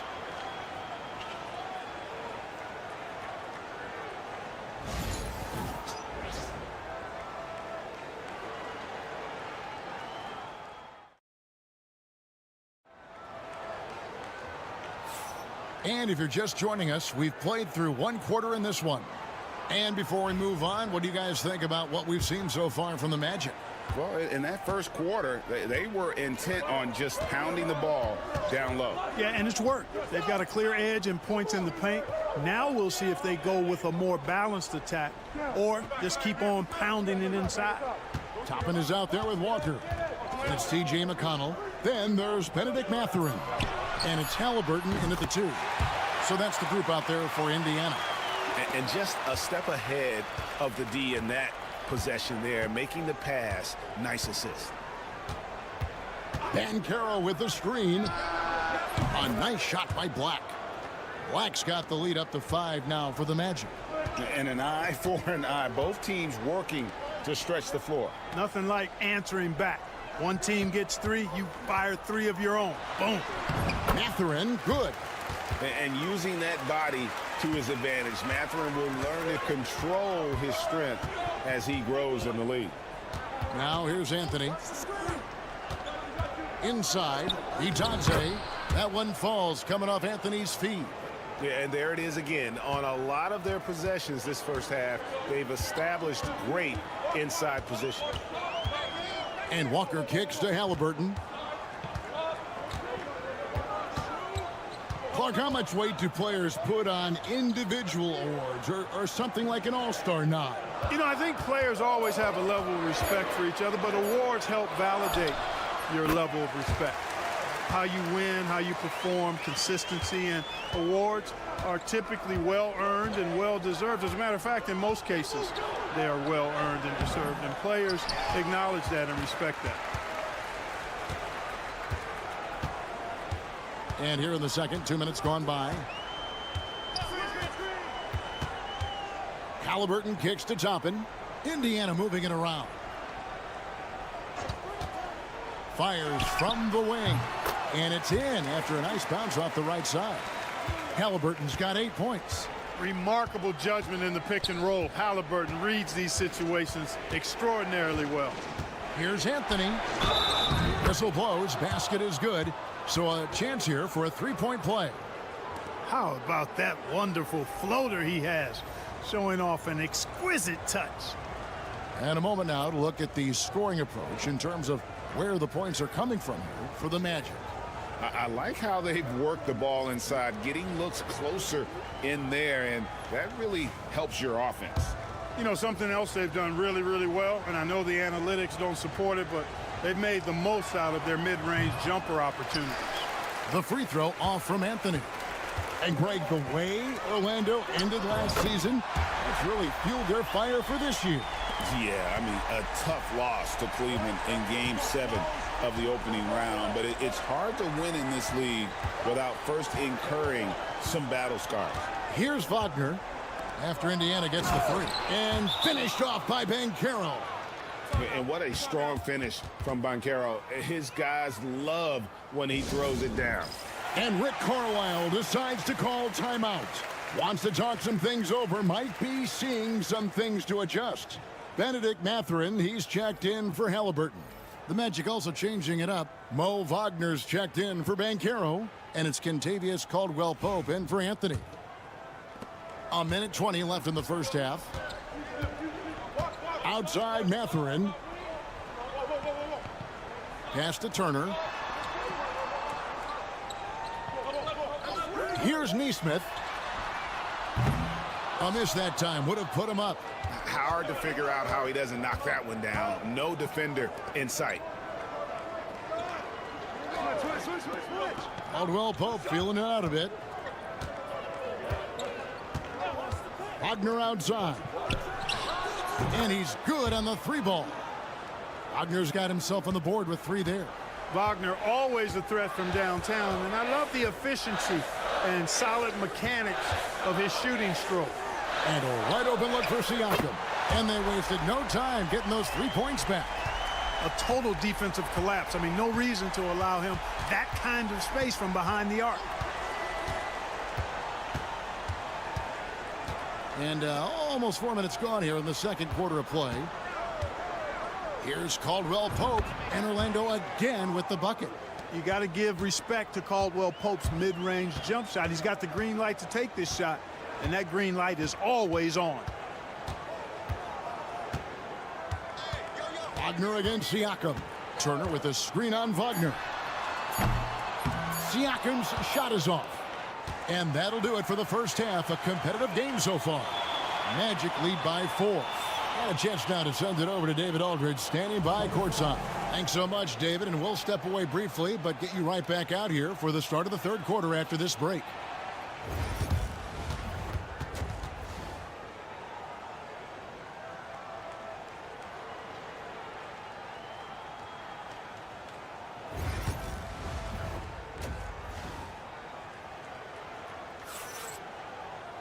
And if you're just joining us, we've played through the first half in a game that's been fairly even so far. Well, you have to like what we're seeing so far from Paolo Banchero. He's done a fantastic job of finding open space to operate within the first few quarters. And you know what? It helped that they had a few guys with very hot hands on the perimeter, too. Checking out the group for Jamal Mosley to start the second half. Underneath, in the post, it's Banchero and Carter Jr. Sliding in at the wing, we'll see Caldwell Pope and Wagner. And it's Suggs in at the point guard position. Wagner with the right back at your answer on the 3. Pretty impressive right there. Clark, I know you'd agree. Paolo Banchero has certainly lived up to the hype, being a #1 overall pick. Yeah, you know, I loved him when he was in college. Loved his size, his athleticism, his IQ, his tenacity. I mean, I don't think there's anything on the floor that he can't do. And now we've got some time to check in from the sidelines. You got for us, DA? Kevin, thank you. Paolo Banchero is not skipping steps. Magic superstar says it's not anything in life, it's a process. Having that perspective just makes you want to work every day, because this is the best league in the world. If you become impatient, you're going to drive yourself crazy. It's a cliche, Kevin, but you just keep pounding away. Back to you. Well said, David. Dedication to the craft. DA, thanks. It's important that Siakam plays with confidence from there. I mean, when he does, the results are often like that one. No one near Banchero as he lets it go. The three-pointer is right on target. This game has a lot of character here in the third period. Timeout. 6 changes of the lead here. Intensity is the theme for this one. And so it's Rick Carlisle here calling timeout. He wants to check in with his team and regroup.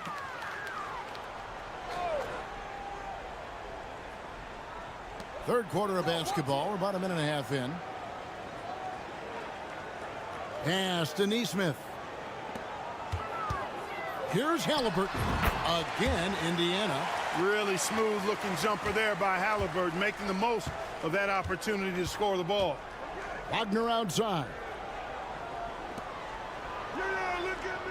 Siakam against Banchero.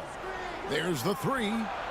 It falls for the 6th time in 7 tries this contest. That's 86%. Pick works well there. Not much resistance from the D. Yeah, that's not the defense you need. You got to be tougher defensively. Here's Nesmith. And they come right back with their own three-pointer. Nesmith has got it all tied up now for Indiana. Banchero outside. Caldwell Pope kicks to Wagner. Pass to Banchero. And again, it's Orlando with the 3. And this is what everyone wants to see. Banchero is attacking without hesitation on the offensive end. Siakam outside. Back to Halliburton. Good work defensively by Carter. And not allowing the shooter even an inch of breathing room on that one. And, guys, that's exactly the kind of high-impact defense they want to see out of him. And obviously his momentum from the last game has carried over here tonight. And you know that's how it goes with him. I mean, his hot streaks, guys, don't last minutes. They last days. And here is Neesmith. 9 points in the game so far. Fade away. That one's good, and the Magic lead is cut back down to 3 after the basket from Siakam. And Siakam always has options in the mid-range. He's a talented shooter who can make that shot. Wagner wide open. And again, it's the Magic from deep. It's been this way since halftime. Tremendous production from beyond the arc. Boy, it's been a three-point barrage. They came out gunning and have not stopped. Now 8 seconds separating the two clocks. Trains the three-pointer. And an eye for an eye. Both teams working to stretch the floor. Nothing like answering back. One team gets 3, you fire 3 of your own. Boom. Suggs kicks to Caldwell Pope. Carter, the pass to Banchero. Just 3 on the clock. Good D by Siakam. It's still anybody's game as we've reached the end of 3. Orlando out in front. They're up by 3.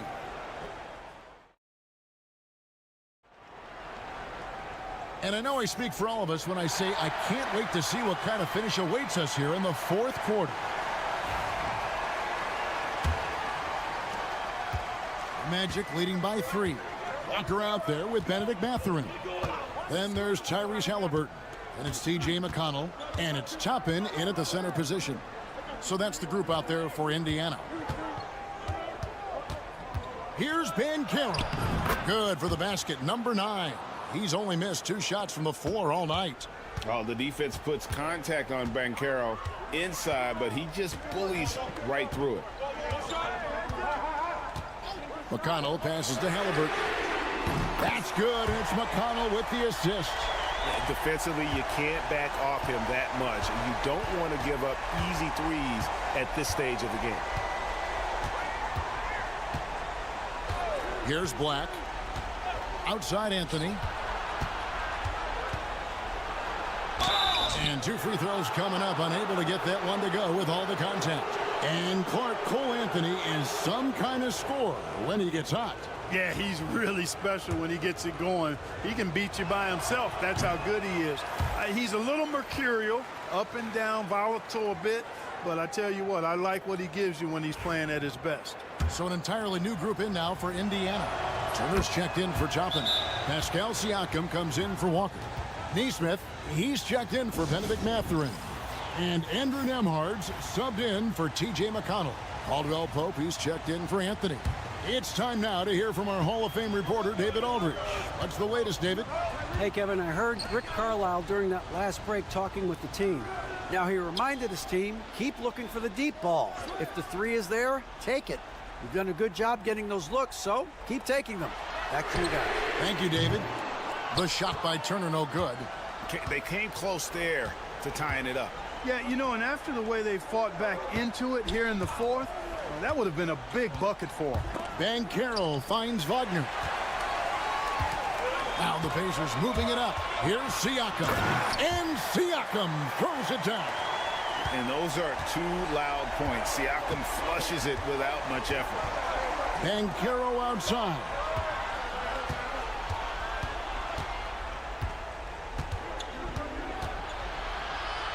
Score the basket for his 10th make. 10 for 12. 83% accuracy. And no matter what they've tried, the D just has not been able to deny them the ball inside. Nembhard, the pass to Halliburton. And they're unable to get the tying basket there. Suggs against Halliburton. Pass to Banchero. And all eyes on Banchero here. They want to see how he handles some intense pressure. And a look at how the offensive approach has been going here so far for the Magic. I mean, they've been stepping it up in terms of their shooting from distance, and the confidence has been there all game long, leaving the defense to scramble. You know, another thing that stands out to me is their passing in this game. I mean, they've done a tremendous job sharing the ball and setting each other up for success. And you will not see that from him very often, especially right at the rim. To the wing on the left. From 10 feet out, lands soft on the front of the rim and drops. Banchero's got the lead up to 7 now for Orlando. Suggs against Halliburton. Siakam looking around. It's up a 3, and it's in. Basket number 6 for him thus far. He has only missed 2 shots from the floor. Well, the numbers speak for themselves. Siakam showing great versatility on the offensive end. The putback. He hangs in there and cashes in on the second chance points. And the Magic lead by 6. Used to these big moments from his college days. Banchero's heartbeat should stay low here. There's 57 seconds left in the fourth quarter of this one. Turner with a screen on Suggs. Count it! What a beautiful shot to bring him to within 3. Halliburton coming up big. No rest in that man's game. He takes the shot and makes the shot. Good! Jalen Suggs was known for knocking down big-time hoops in college, and we're already seeing it translate here in the NBA as well. Great confidence from that young man. Halliburton passes to Nembhard. Got it! What a beautiful shot to bring him to within 3. I understand we're seeing some high-powered offense, but you've got to put up a little more resistance than that. Come on now, look. Sit back and enjoy the fireworks. Nothing better than good offense. He drops the first one, and that gives them a 4-point cushion. And the future Suggs has is certainly promising. An effective combo guard who can really get it going at times. 2-possession game now, guys. Some very important free throws there. And the Pacers call time here. We got 22 seconds left in the fourth. Turning here to our analysts, what factors, guys, come to your mind? Trying to stay alive. They've got to work quickly. Yeah, they're going to draw up a play here, I think, to get a shot right off of the inbounds pass and not waste too much time at all. And they go to the intentional foul. And that hurts as he doesn't get the first one to fall. Trying to focus now on the second. The future is shining bright for Banchero. He's a multifaceted big guy who can really, I think, be the centerpiece of an organization. And here's Halliburton. He'll bring it up for the Indiana Pacers. 6-point game. Laces one from 3. And all of a sudden, that 3 puts them in striking distance, guys. He's had that shot working all night. You bet he has. I mean, working overtime. The triple's been his bread and butter in this ball game. Nothing but butter. Sweet butter. So he goes 2 for 2 at the line. And it's a 5-point game. Good composure from the line there. Those shots sealed. Out left to the wing. Nesmith. It's money from deep. And this is the game plan for him. He's a big part of their floor spacing. And you know what? It's all about the long distance game for him tonight. He's getting it done from out there. And they foul intentionally. That's what they have to do at this point. No choice but to foul there, but he's probably the last guy you want to see on the line. But there was no time really to be selective. Stopping the clock was the priority.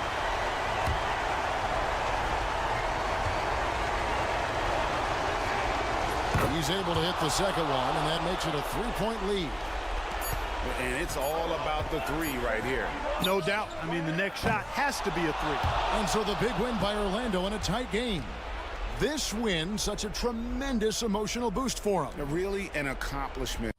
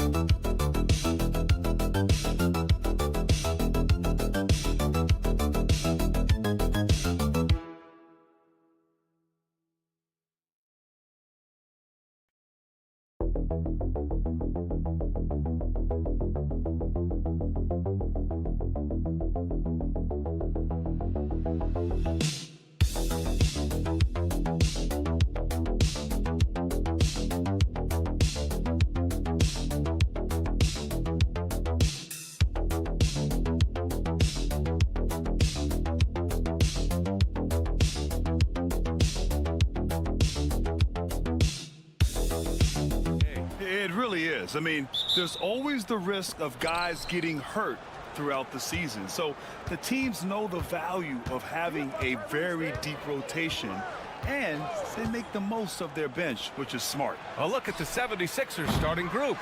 Joel Embiid is out there with Kelly Oubre. Then there's Tyrese Maxey. Then there's Paul George. And it's Grimes in at the shooting guard position. Yep, count it. And I like the shot selection. Suggs recognizes when to look to score inside. Outside Oubre. Pass to George. And they call an illegal screen here. One of the trickier plays to judge, but it would be hard to argue against the call. Yeah, and that's maybe something that should be called more. We see a lot of moving screens in today's NBA.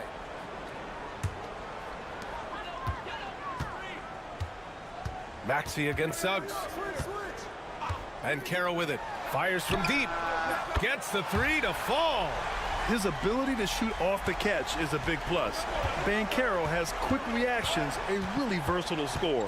How about Paolo Banchero, Coach? What a special talent. The first overall pick back in 2022, and then the Rookie of the Year. Well, Brian, he's not just a scorer. He's a 6'10" playmaker, and getting that out of someone who plays on the front line and can also play as a small ball 5, Banchero's versatility makes him very valuable. Here's Grimes. Inside. Oh, deflected. Stolen by Carter. In transition, the Magic on the run. And Banchero gets it to go. Banchero's got 5 now. Oh, what tenacity on the boards. Banchero takes pleasure in capitalizing on the offensive glass. George against Wagner. Now here's George. He's guarded closely. Oh, this is exactly the kind of opportunity you don't want to waste. Suggs outside. Oh, and makes it with the kiss. Yeah, fantastic focus from Suggs, showing toughness fighting through the contact. Outside Oubre. Pass to Grimes. Three-pointer. Sends it home from three-point land. And that's what they want to do. Get him open looks early. And let's swing it over to the sideline and hear from Allie. I had a chance to catch up with Jamal Mosley. Talking about Tyrese Maxey, he voiced how crucial it is to make sure that his defense doesn't allow him any breathing room. He told me, quote, Maxey can get hot in a hurry, so we can't afford to give him open looks. And with his speed, we definitely want to limit his opportunities in the open court. We'll see if the defense can slow his pace, guys. As always, Allie, we thank you. Batase's checked in for Paolo Banchero. And Grant, I know you played a part in Embiid's decision to join Team USA. Yeah, B.A., I spent a lot of time talking to Joel Embiid and convincing him to play for us in the U.S. men's national team. And timeout is called by Nick Nurse. He'll take the opportunity to regroup. Grant, you look at the development path of Franz Wagner. Not surprising he had an easier transition to the NBA. Well, think about this, B.A. I mean, he played against men very early in Germany, splitting time in Euroball, and at Michigan let him really develop in multiple ways. So he's seen it all and is still so young. Here's McCain. Here's Yabusele. It's rebounded by Batase. 52 seconds left in the first. Pass to Anthony. Wagner with it. 6 on the shot clock. Nails it from beyond the arc. Wagner's got 5 now. I love this approach. Getting him involved early, and it's already paying off. Yeah, well, his offensive contributions are going to be very important in this game. So it's good they've already got him in a rhythm. You kind of saw this coming. Maxey had to at least try to one-up them. Anthony feeling it out a bit.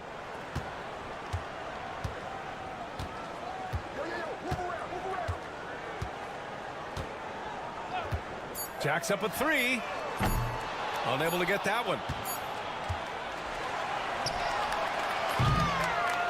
So at the end of 1 quarter of play, still a close game. It's the Magic. They're up by 3. After this break, we'll be back with the start.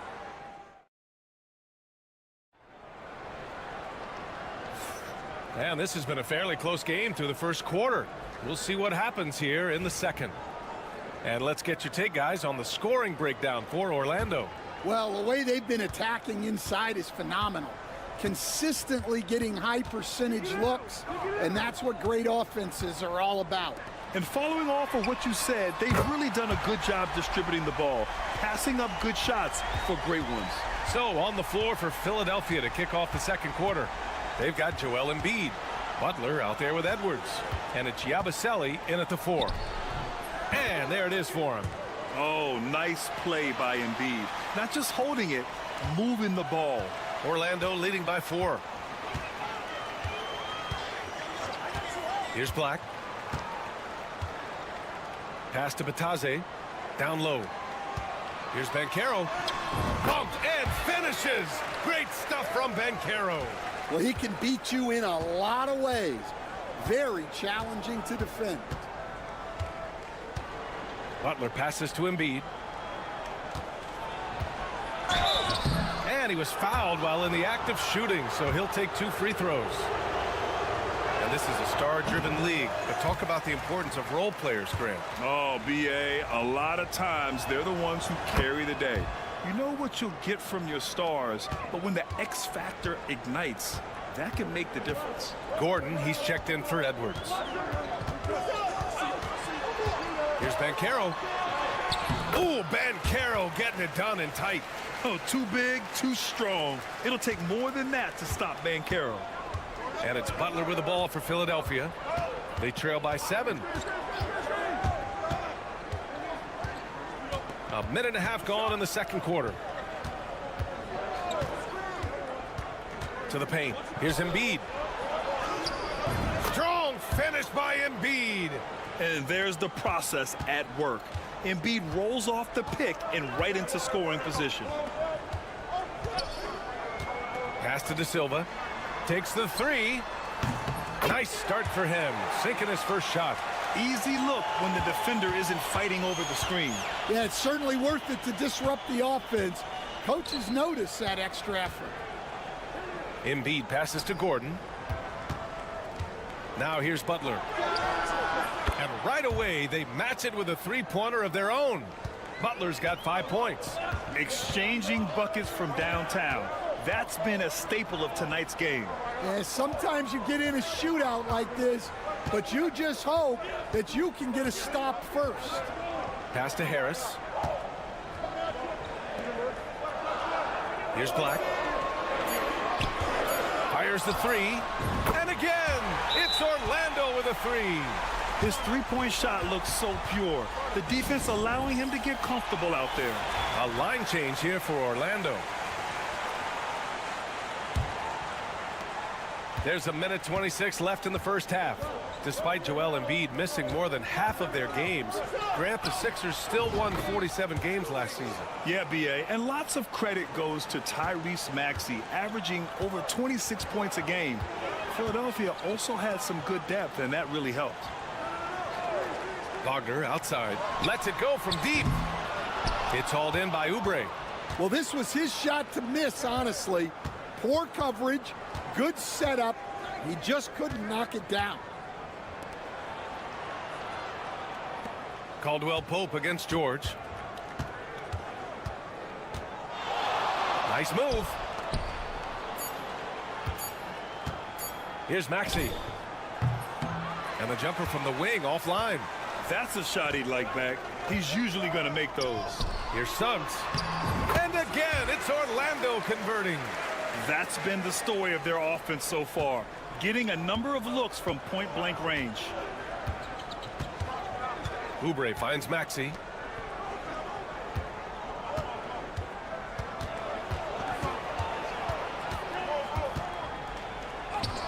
That one drops for him. Maxey's got 5 points. Embracing the challenge inside, Maxey refuses to back down. Carter, a screen on Oubre. Pass to Suggs. Fires for 3. Can't hit that one. And we've reached halftime in this one. Orlando ahead, leading by 6. We've got more hoops coming your way in just a minute.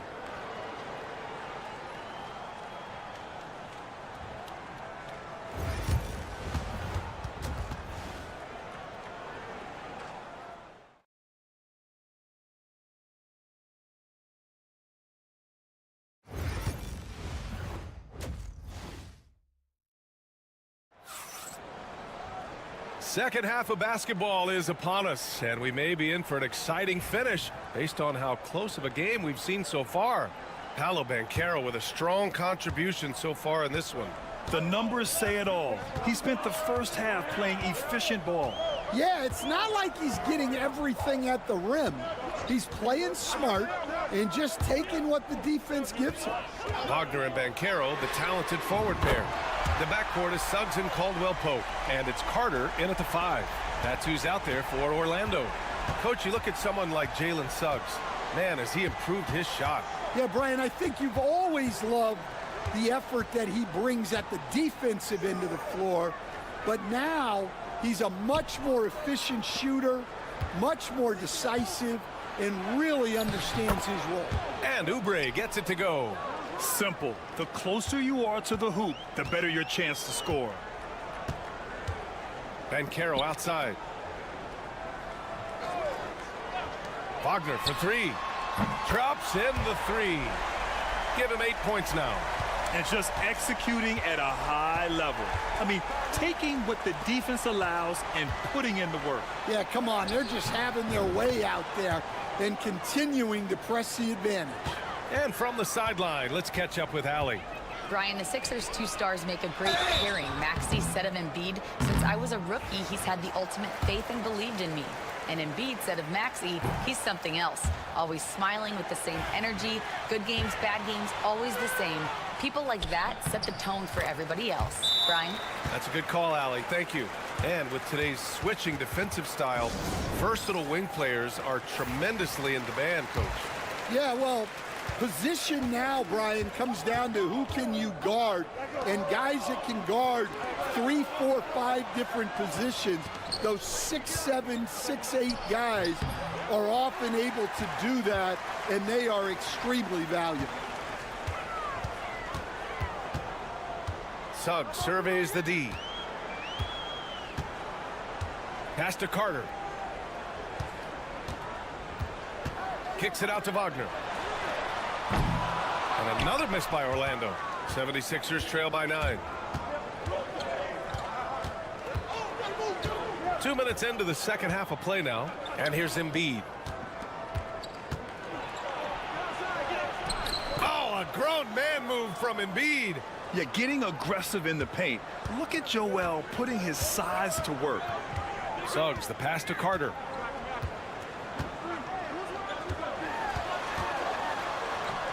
And he gets the bucket. And the Magic lead by 9. Oh, man, he's got a great combination. Plenty of length and a soft touch from close range. Pass to Embiid. Here's the 3. Yes, sir! Embiid from distance. And we know Embiid has this kind of touch from deep. Nice triple. Banchero with a screen on George. Inside. Oh, Banchero throws it down. Well, they expect this from him, and he's a big reason they're out in front right now. Here's Embiid.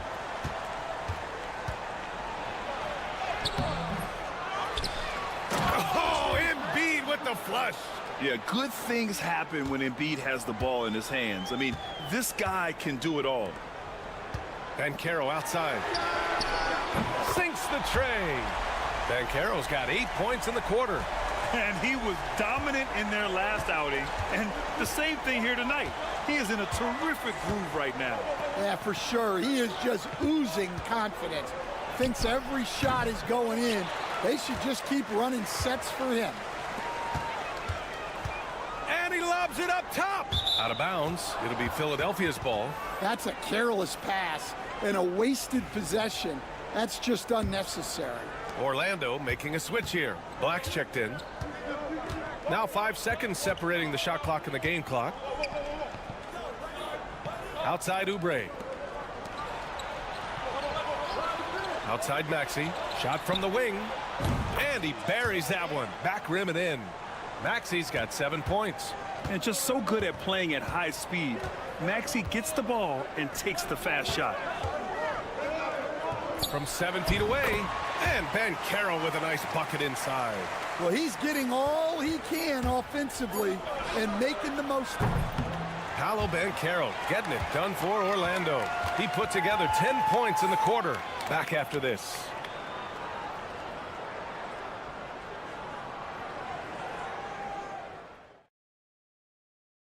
And a worthy candidate tonight as we take a look at our State Farm assist of the game.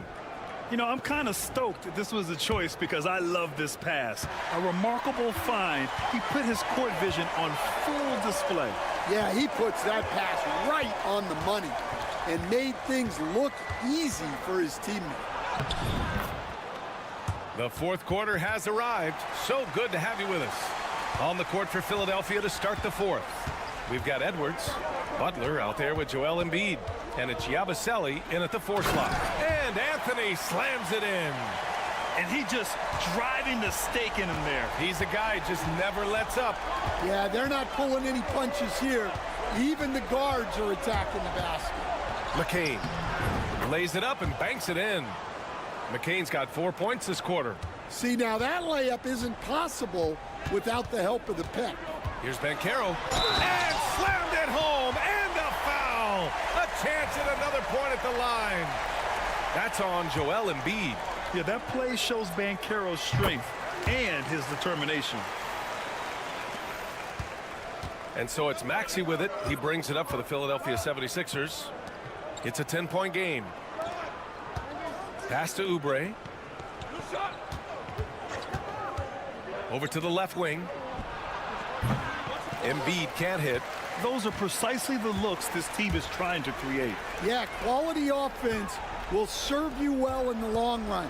You can't settle for bad shots. Suggs, the pass to Wagner. Outside, Caldwell Pope. Outside, Carter. The Magic need to put one up here. The 3 from Suggs. On target from range. Here in the second half, they're really focused on stretching the floor. Yeah, and where has the defense been? They've been content to let them fire away. They've got to close out to the arc. Here's Embiid. Stolen by Carter. On the wing, Caldwell Pope. Suggs outside. Pass to Banchero. Oh, it's Pure again. He's now a perfect 10 for 10 in this one. I mean, it's incredible. Banchero can be so dominant. A young player with such a promising future.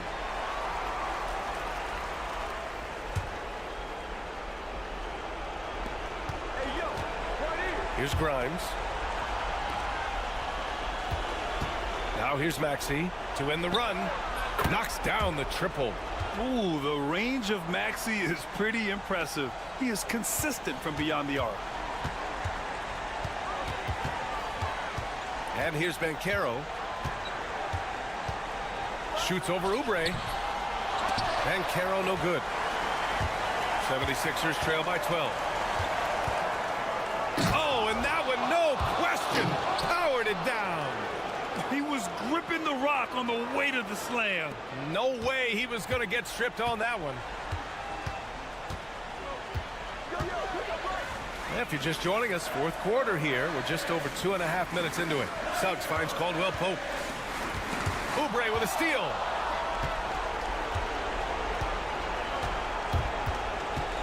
Outside Maxey. Pass to Grimes. George outside. Over Wagner. And here's another one for the Sixers. Such a pure scorer. If George finds his shot, it's almost as good as in. The Magic have gotten 4 of 5 attempts to fall so far in the fourth. Outside, Caldwell Pope. Carter, a screen on Oubre. The 3 from Banchero. And it's Philadelphia with the rebound. There's 42 seconds left to play in the fourth.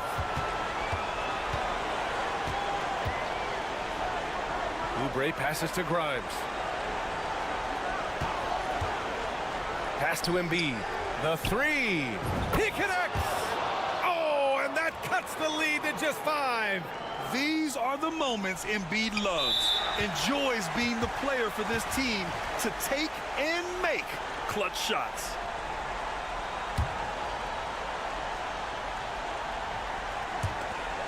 There's 25 seconds left in the fourth quarter, and that's an intentional foul. He hits the first one, and that increases the lead to 6. So he gets them both, and it's a 7-point game. Good job converting at the line and helping to build this lead. For 3, Maxey. It's rebounded by Wagner. No need to shoot. This one is done. Yes, they've got to be happy with tonight's effort.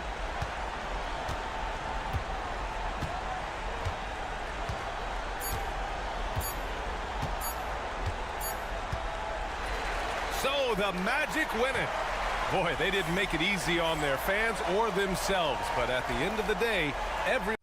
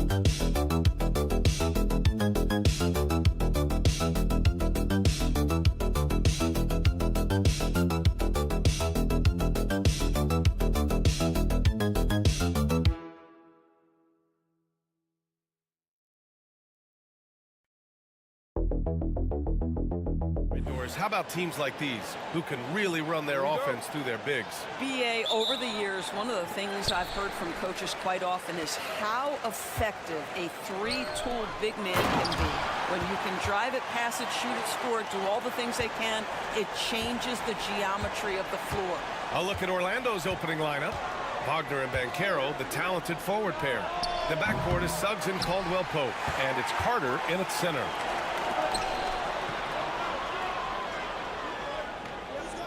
Pass to Brown. Here's Tatum. Uses the glass on the layup. Well, size and skill. Tatum on the interior. Yes, sir. Suggs with it. Outside. Caldwell-Pope. The three from Banchero. It's rebounded by Jaylen Brown. Here are the Celtics with the ball. 4-point game. And you look at Jaylen Brown, Grant. Not many wings have the strength he has. Yeah, Jaylen Brown could dunk over a brick wall, and he could dunk through a brick wall, too.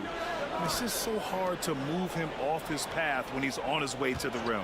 And so here is Orlando following the bucket by Boston. Carter, good. You can see in the movement there the athleticism Wendell Carter Jr. possesses. Really solid cut after setting the screen. First quarter and about a minute and a half in. Tatum passes to Brown. Shot clock at 6. Pass to Holiday. Play clock. The Celtics got to hurry here.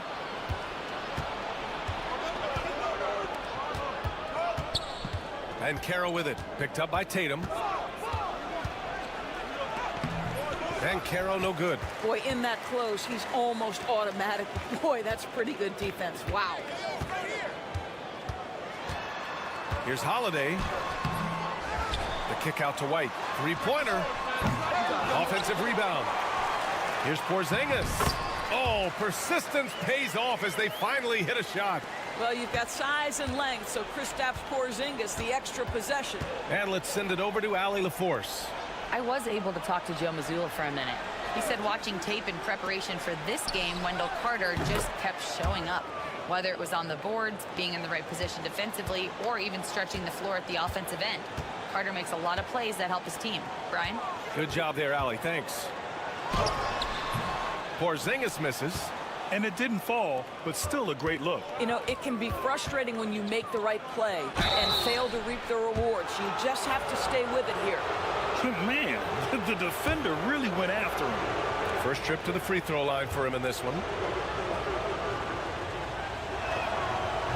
First free throw is good. And the playmaking skills Banchero has already are outstanding. Just such a unique young player. A big group substitution here for Boston. Cornette's checked in for Kristaps Porzingis. Horford comes in for Jason Tatum. Hauser, he's checked in for White. And Pritchard is subbed in for Drew Holiday. And Joe Mazzulla has called timeout. He wants to review the game plan. Isaac, he's checked in for Orlando.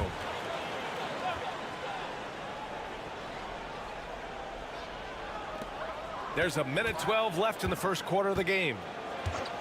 And looks like an illegal pick was set. That gets the ref's attention. You can get away with one once in a while, but it looked like he wasn't completely set on that pick. I don't think there's any question. There are so many rules that favor the offense these days. You've got to be able to equal things out when an illegal screen is set. Now here's Anthony. Pass to Batadze. 4-3. Here's Black.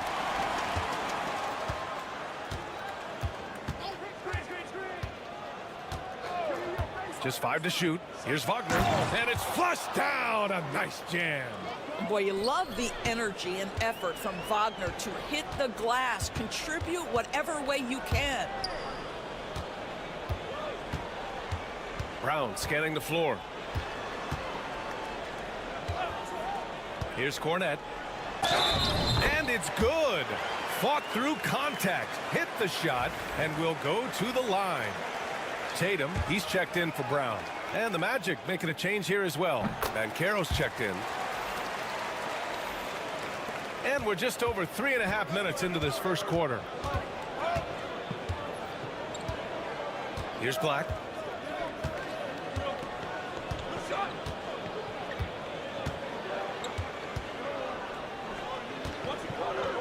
To the middle. Here's Banchero. Let's go with a 3. Shot's good by Black. You know, once a pass is made out of the double team like that, the defense is spread too thin to stop the bucket. Heads up assist there. And at the end of one, a closely contested game so far.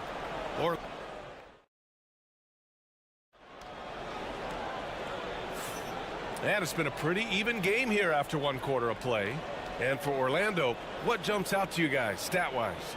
Well, they clearly came into this game focused on sharing the ball. When you keep everyone involved at the offensive end, it keeps everyone engaged in other areas as well. On the court for the Magic, Goga Bitadze is out there with Jonathan Isaac. Then it's Cole Anthony. Then it's Paolo Banchero. And it's Black in at point guard. Here's Bitadze. Still no points. Isaac with a screen on Tatum. 6 to shoot. It's Anthony on the take. And he gets that one. Just keeping things simple on the offensive end. Cole Anthony more than happy to shoot in these kinds of situations. And of course, Boston winning 8 consecutive titles from 1959 to 1966. Doris, you think we'll ever see a streak like that again? NBA, I think that's almost impossible in this day and age. With free agency, with more salary cap restrictions, it's just hard to win 2 in a row these days, let alone 8. My goodness. All right, let's check in with Allie LaForce. Hey, Brian, a key concept preached by Celtics head coach Joe Mazzulla and reiterated by Jaylen Brown, who says it's reading the game, realizing fast but playing slow. We're the more talented team, he said. We have to be the smarter team as well. And when we do that, we're going to be tough to beat. Brian? Well, they certainly have been, Allie. Thanks for that. I'll tell you, that defense was on point. But how about the better offense of Jason Tatum on his way to the cup? Woo-hoo! Now here's Banchero. 5 points in the game.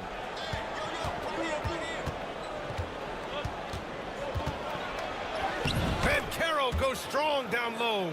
Oh, too big, too strong. It'll take more than that to stop Banchero. Here's Pritchard. And it's rejected. And so it looks like the Celtics will retain possession here. So Boston going with almost an entirely new group here. Kristaps Porzingis, he's checked in for Horford. Brown comes in for Hauser. Derek White's checked in for Craig. And Holiday subbed in for Pritchard. Tatum gets the bucket. What a weapon the 3 has become for Jason Tatum. Look out. And so Jamal Mosley calls for the timeout. He wants to give him a breather and talk things over. And he's made a case for first-team all-defense. Doris, Jaylen Brown, the complete game. Brian, what you love to see from a great player that's just entering their prime is the pride they take in being well-rounded. Do you want to absorb a big-time defensive assignment? Jaylen Brown wants to do exactly that. Now here's Banchero. He has 7. Nice D from Tatum.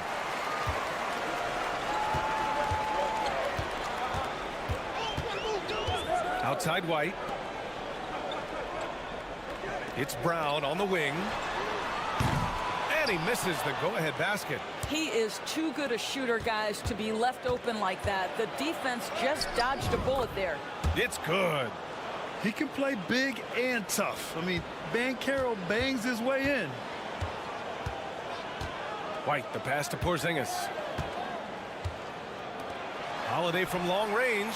Nails it from 3. Such a reliable threat from range. You'd think the defense might key on him a little bit more. Banchero outside. On the wing, Caldwell Pope. He's guarded by White. And it's Wagner missing. Boston has gone 2 of 3 from beyond the arc so far in the second. Now here's Holiday. Porzingis with a screen on Suggs with the step back. Holiday passes to Porzingis. And the Celtics another 3. Now this is why they call him the unicorn. Porzingis off the catch, ready to rise and fire. That's 7'3", everybody. Now here's Suggs. Hasn't gotten one to fall yet. Down low. Here's Banchero. Banchero from close range. And you like the balance here. Not just falling in love with the 3-ball. Tatum against Banchero. And he drops in the layup off the glass. Tatum's got 9 points in the quarter. Well, Jason Tatum has worked hard to fill out his frame. It's not going to bother him that you're bringing a level of physicality. And out of bounds, Boston will have it.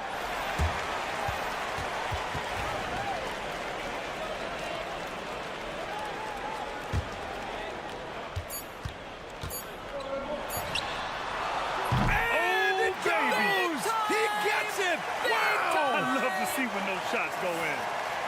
Oh, what a miraculous shot. He's going to remember that one.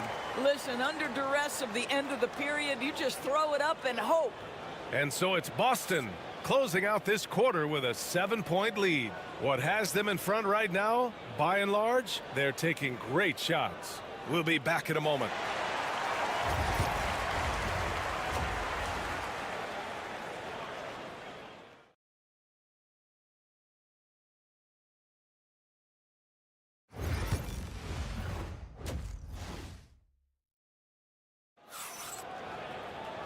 Well, for those just tuning in, thanks for being with us. Second half of this game still to play.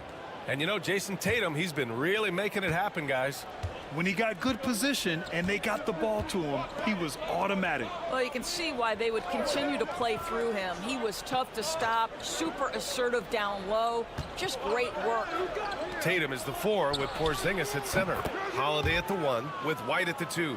And it's Brown in at small forward. That's the Boston 5. Now here's Tatum. And every team is looking for length on their roster. Yeah, the reason, BA, is because of the quality and skill of shooting. Guys are coming across half court, and they can shoot the basketball at 35 feet. The reason you need length is there's more area to cover. Increasingly, Brian, it's getting harder and harder to play as an undersized guard in this league. What impresses me about Jason Tatum are his work habits, his commitment in the offseason to adding something else to his arsenal. We know he can play high-level basketball on both ends. The sky is the limit. Oh, what a pretty pass. Throw to the open spot. Lead your teammate perfectly. Outside White. Back to Tatum. Launches a 3. Orlando grabs the miss. Let's check in with our reporter, Allie LaForce. Well, after some down years in Dallas, Kristaps Porzingis said, "I really checked myself. From that point on, I started building my game back up. Sometimes when you're younger, your physical abilities might already be there, but your mental is not. Once that all clicks, that's when you've got something." Well, that's a good way to think of it. Thanks, Allie. Now here's Tatum. 15 points in the game. 6 on the shot clock. Here's White. Here's Porzingis. Boston, no good that time either. I think this is a spot he has got to become more consistent from if you want to command the defender's respect. Pass to Banchero. Now Caldwell Pope. No points yet. And here's Suggs. And he gets it to go. And the Magic lead by 1. Displaying some solid body strength and balance. Jalen Suggs to the cup. Suggs against Holiday. Outside Tatum.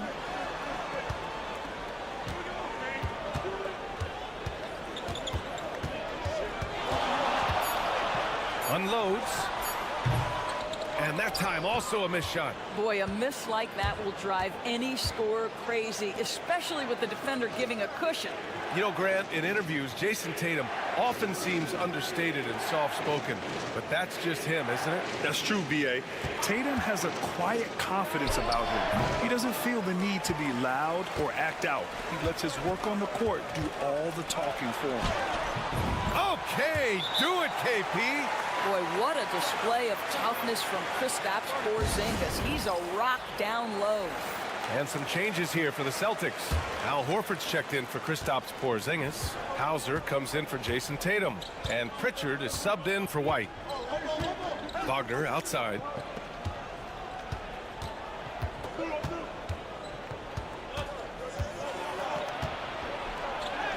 Uses the glass to finish the layup. Wagner's got 10.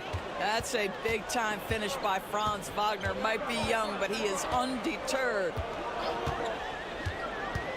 Pass to Horford. Here's Hauser. Right side, Holiday.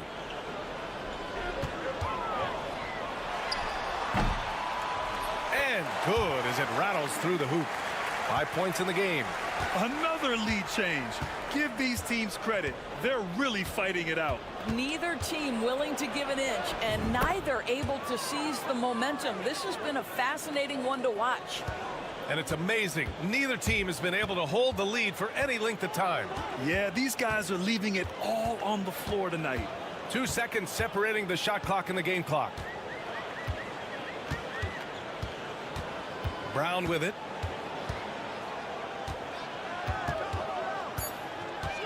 Crafty move. Oh, and a dunk by Brown. Oh, man, he got fancy with that finish. He may be trying to provide the spark they need to break this one open. It's still anybody's game as we reach the end of 3. And let's take this opportunity to show you our State Farm assist to the game. You know, I'm kind of stoked that this was a choice because I love this pass. A remarkable find. He put his court vision on full display. Well, making the game easy for your teammates. All about putting them in a position to score. That's pretty. And it's been a very competitive game so far as we get rolling here in quarter number 4. On the court for Orlando, Paolo Banchero is out there with Goga Bitadze. Then it's Cole Anthony, and it's Black in at the point. And a moment to look at the scoring approach in terms of where the points are coming from here for Boston. The fearlessness they've shown going strong inside has been impressive. The defense hasn't been very effective against them. Well, I also noticed, guys, how much they move the ball in this one. Selfless, willing to pass the ball to a teammate with a better look. Craig inside, guarded by Banchero. Oh, wasted no time on that one. All night long, the defensive intensity just hasn't been there. They got to figure it out. Good question. So far, these teams just seem content to shoot it out down the stretch. Anthony misses. Celtics lead by 4. Craig passes to Pritchard. Here's Hauser. Back to Craig. Pass to Pritchard. The 3 ball. He buries it from 3. Pritchard's got his first 3 points of the game. And they're building on their lead, doing whatever they can to blow this game open. One of the things they're doing is identifying favorable matchups and then going at them. And so Jamal Mosley calls for the timeout. He's decided it's time to clarify the situation, leaving little room for error. So Boston going with almost an entirely new group here. Porzingis has checked in for Horford. Jaylen Brown comes in for Hauser. White, he's checked in for Craig. And Drew Holiday is subbed in for Pritchard. All right, let's check in with Allie LaForce. Thanks, guys. I got a chance to hear what Jamal Mosley was saying to the team. And Coach challenged the team, asking them to bring the fight inside, telling them to play with pride, telling the team, you're getting bullied near the hoop. Let's see if it works, guys. And Allie, thanks. Outside White. Back to Holiday. Pass to Tatum. Hey, strong move, Tatum. And they're putting together another quality possession. They're taking control of this game. You know, a few more possessions like that one, and they can put the finishing touches on this game. They just have to have effective trips like that one. Tatum against Caldwell Pope. Outside Holiday. And he's going for the lob. The lob! Porzingis with the flush. Just leave it at the rim and let the big man do the rest. KP with a nice finish. And Carroll passes to Caldwell Pope. To the inside. And Banchero with the bucket. And the assist by Wagner. And his fantastic performance from the last game has carried over to tonight. No, I think that's the one thing every player is searching for. Consistency. They're giving this guy a chance to carry the offense once again. Unbelievable shooting down the stretch has them sitting pretty. Tatum against Banchero. Carter, a screen on Tatum. Banchero in the post. Tatum's there. Here's Suggs. And the layup is good off the glass. Now, Jalen Suggs understands that in the painted area, you've got to bring a level of focus and finishing ability. He does both. White on the wing. Pass to Tatum. Porzingis with a screen on Banchero. Tatum. Oh, nice D from Carter. Well, this is the kind of shot we've come to expect him to make. He's got to be upset with that one. Now here's Banchero. For a young player, Banchero has tremendous footwork in the post. He stays in balance and puts defenders in awkward spots. Oh, the first of two, no good. A heartbreaker. And the second of two is good. And that trims the lead to 6. Listen, it's only one miss, but it hurts all the same as they try to cut into this lead. And they go to the intentional foul.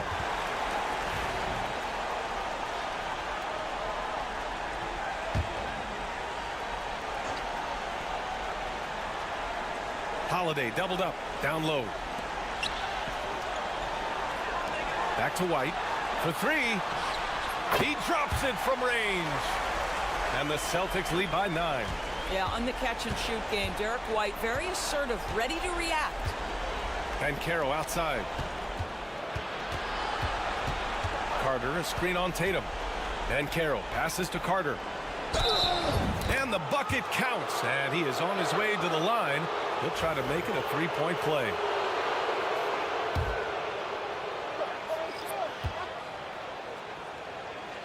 And that one misses. And they've been moving the ball really well tonight. Good things come to those who take good shots. Here's Pritchard.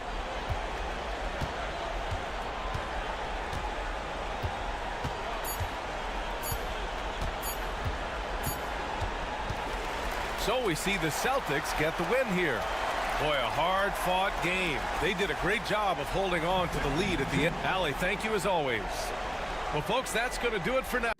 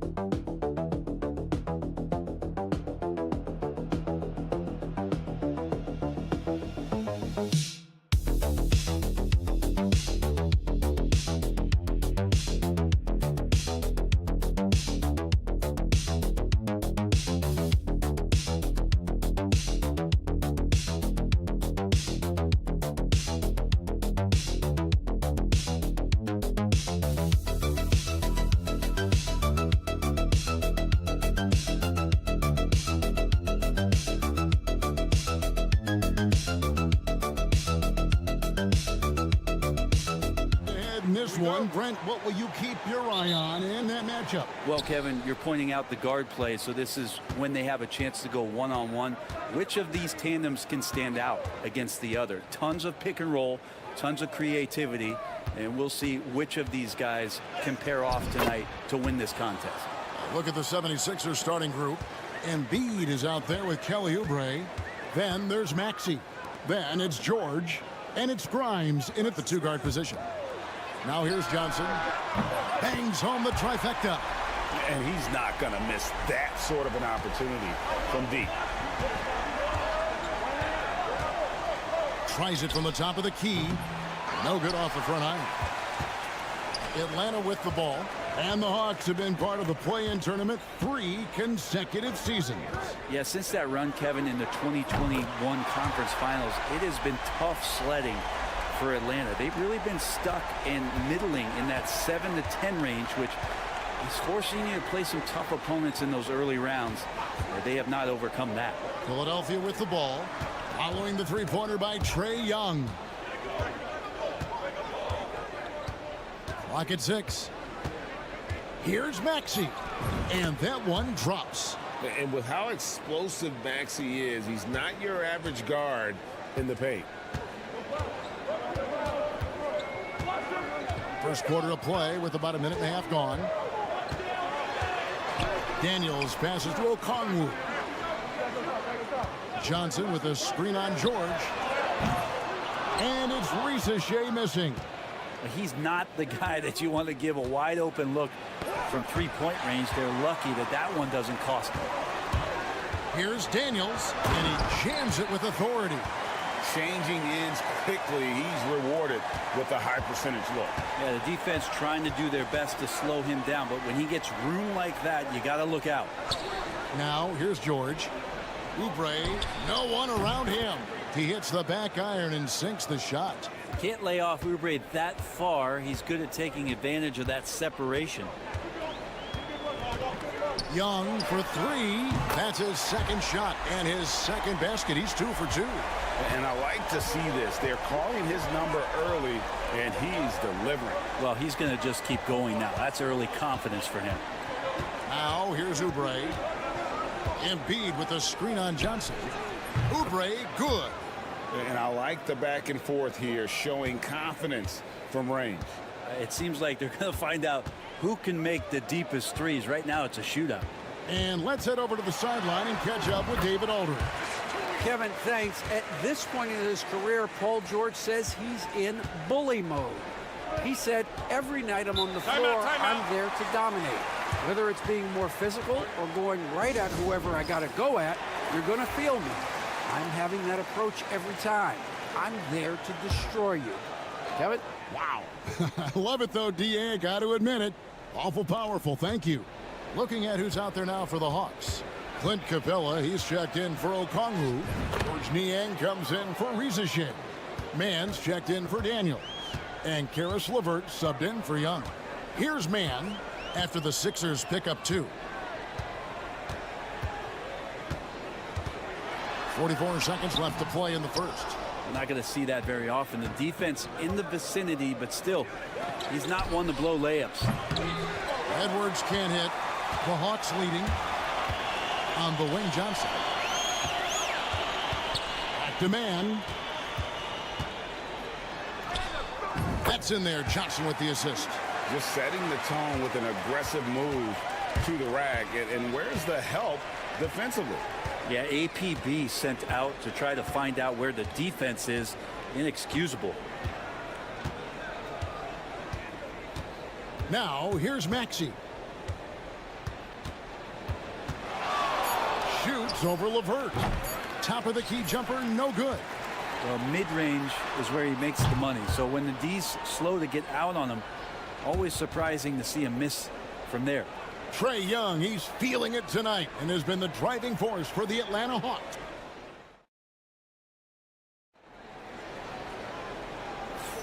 And for those of you just tuning in, the second quarter of action is where we're at right now. And guys, what do you think about the offensive approach we've seen so far for the Hawks? We've got a bunch of this game yet to be played, but they're shooting it well from the three-point line. That's got to be a welcome sight. I love the passing that they displayed at the start of the game. Great ball movement that's opening up some chances without really getting deep into the execution. They've got George Niang. Karis LeVert is out there with Ricochet. Then it's Clint Capella, and it's Mann in at the small forward. So that's the lineup for Atlanta. And Nick Nurse, Greg, the 26th head coach in 76ers franchise history. And Kevin, known for his creativity and that outside-the-box thinking. I think it's a good fit with this forward-thinking front office. Embiid sets the pick for Butler. Drains it from beyond the arc. You can't just stop when there's a pick set up. Gotta fight over it as a defender. That's one that the coaches will watch tomorrow with that player. You hate to see him give up in that situation. The shot's good. Due to that aggressive style of play on the offensive end, LeVert is kind of just used to contact at this point. Now here's Butler. Here's Embiid. Embiid is just too strong inside. Man, this guy is a scoring machine. I mean, I know I'm not the only one to describe him that way. Fires from deep. Mann gets the bucket. Mann's got the lead up to 6 now for the Hawks. No way he's going to pass that shot up. The D is way too far back and relaxed in getting out on him. Outside Edwards. Back to Butler. Embiid sets the pick for Butler. And he can't answer back. The three-pointer offline. And we're about 2 minutes into the second quarter here. Here's Rieseshay. And it's off from three-point range. And here's Edwards. He'll bring it up for the Philadelphia 76ers. They trail by 6. The NBA scoring explosion, Brent, hasn't slowed down. We're getting record-setting offenses, it seems like, every single season. Yeah, Kevin, lots of factors going into that. Obviously, more three-pointers being taken and figuring out the math of the game. But let's give credit to the players and the work that they're doing in the offseason in terms of getting better with their skill to be able to shoot that basketball and seek out the most efficient shot on the court. Looking at who's out there now for the Hawks. Okongwu's checked in for Clint Capella. Jalen Johnson comes in for George Niang. Dyson Daniels checked in for Mann. And Trae Young subbed in for Rieseshay. Here's Maxey. Jalen Johnson picking up that last basket. Oubre. And even after 2 offensive rebounds, they just can't get the lid off. Here's LeVert. And foul on the shot, so he'll get a chance at the line. Oh, tricky shot for LeVert. Defense is all over him, but he draws a foul on that attempt. Rieseshay, he's checked in for Daniels. And he sinks the second. We're talking about Trae Young here, GA. What stands out most about him to you? Well, Kevin, I'd say just how confident he is, right? He plays with that unique energy and swagger. I mean, you love him if he's on your team and can't stand him if he's playing against you. About 3 minutes played so far in the second quarter. Pass to LeVert. Here's Okongwu. Scoreless thus far. And here is Johnson. Fires for 3. And it's Grimes with the rebound. And George, here we go. Shoots over Rieseshay. That's good. And the Atlanta lead is cut down now to just 3 on the bucket from Paul George. How about the handles of a guy like Paul George at his size being able to rip around and has total confidence in his ability to score. Now, here's Johnson. 5 points in the game. Just 2 seconds between shot clock and game clock.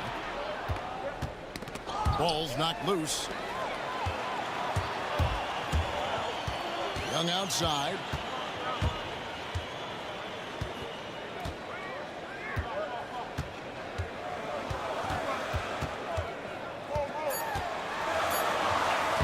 And he banks in the layup.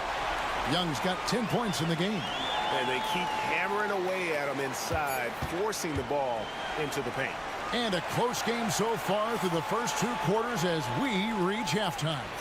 Hawks ahead, leading by 5.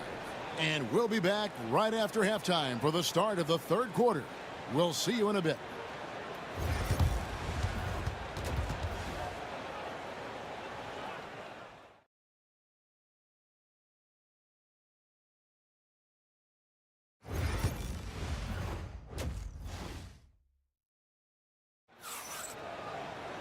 And as we get into this third quarter, as we've seen so far, neither team able to create much separation on the scoreboard yet. It's been one outstanding game from Trae Young.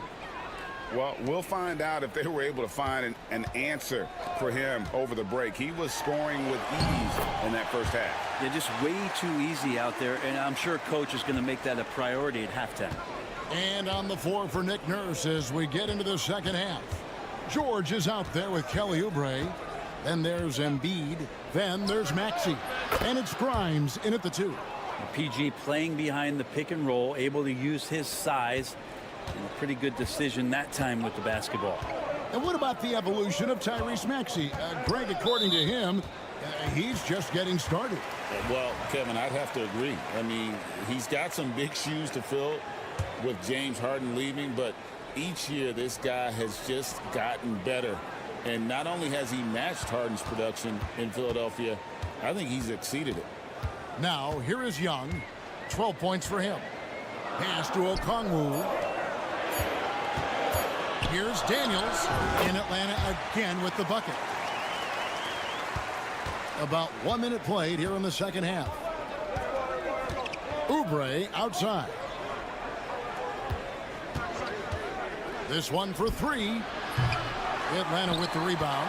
You can't miss those, but even the best do on occasion. Here's Daniels. And that one clearly a foul. Gets the whistle, and 2 shots coming up. The Hawks shooting their 3rd and 4th free throw attempts of the game. That one is off.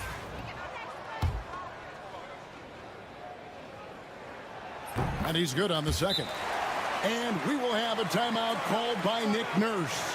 He wants a minute here to get things straightened out with his team. So it's Philadelphia now. 7-point differential. 90 seconds now into the second half. Embiid, the pass to Grimes. From deep. The 76ers with another miss. The Hawks leading by 7. Loud up there for Johnson. Up high to stuff the alley-oop. Oh, and the lead gets bigger on a ridiculous offensive sequence. That dunk alone would have been spectacular. Never mind it coming at the end of an alley-oop. George from deep three-point land. And it's Daniels with the rebound. Atlanta's gotten a success rate of just over 50% from three-point tonight. 4 of 7 shooting. Shooting foul as the whistle blows. He'll shoot 2 free throws. That one on George. There's some steely moments that come from Trae Young, and I'll tell you what, if the defense is getting under his skin, he rarely shows that. LeVert's checked in for Dyson Daniel. And Philadelphia also making a switch. Yabusele, he's checked in for Paul George. And one of those guys, Brent, who can take over a game, sometimes from beginning to end, is Trae Young. It is remarkable, Kevin, especially at his size in today's game. It reminds me a lot of playing against Allen Iverson, a guy who could dominate the game as a small player, and that's what Trae is. But what he can do offensively, the instincts that he shows, the way he can get it going offensively, he's truly a remarkable talent in terms of a small guy dominating a big man's game. Maxey looking it over. Good on the triple. Maxey's got 5. Take your focus off Maxey for 1 second, and he will let it fly from out there. Okongwu with a screen on Maxey. And here's Young from the arc. Yes, once again, it remains perfect. 6 attempts and 6 hits. Nice answer back there. Love to see the competitiveness. Yeah, both teams finding ways to the three-point line and trying to take advantage from distance. Now, here's Maxey. 5 to shoot. Cross contact on the shot, and now a three-point play chance as he'll head to the line. And what a finish by Maxey with that contact. That took a lot of guts. So both teams changing it up here. Second half here. We're just over 3.5 minutes into it. Capella sets a screen for LeVert. Floats one up, and it's good for 2. LeVert's got his second bucket of the game to go. And the gracefulness with which Levert shoots the basketball. He makes that tricky floater look easy. And here's Maxey. He's got 8. And it's good, 2 points. Maxey's got 8 here in the quarter. Just reliable, guys. He's just always trying to make the right play. And so it's the Atlanta Hawks going into the break with a 10-point lead. They're shooting the ball so well in this one. A great performance from the field. We've got more in store for you right after this.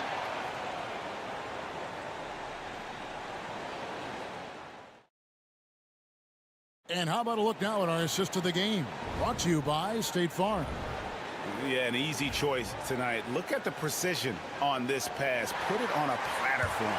Well, there's a way to break down the defense with the handle, but you can do it with the pass. Prime example of that right there. The fourth quarter has arrived. So good to have you with us. Niang out there with Terrence Mann. Then there's Karis LeVert. Then it's Clint Capella. And it's Krejci in at the point. So that's the lineup for Atlanta. All right, well, a look at how the points have been generated so far. Scoring breakdown for the Hawks. Guys, the D hasn't had an answer for the three-point shooting, which is why they continue to just fire away from deep. Well, they've also put an emphasis on driving inside in this game. The defense hasn't been able to stop them from finding those gaps. And it's the 76ers with the ball. Karis LeVert unable to get his last shot to go. Here's McCain. Buries the long-range jumper. You can't just stop when there's a pick set up.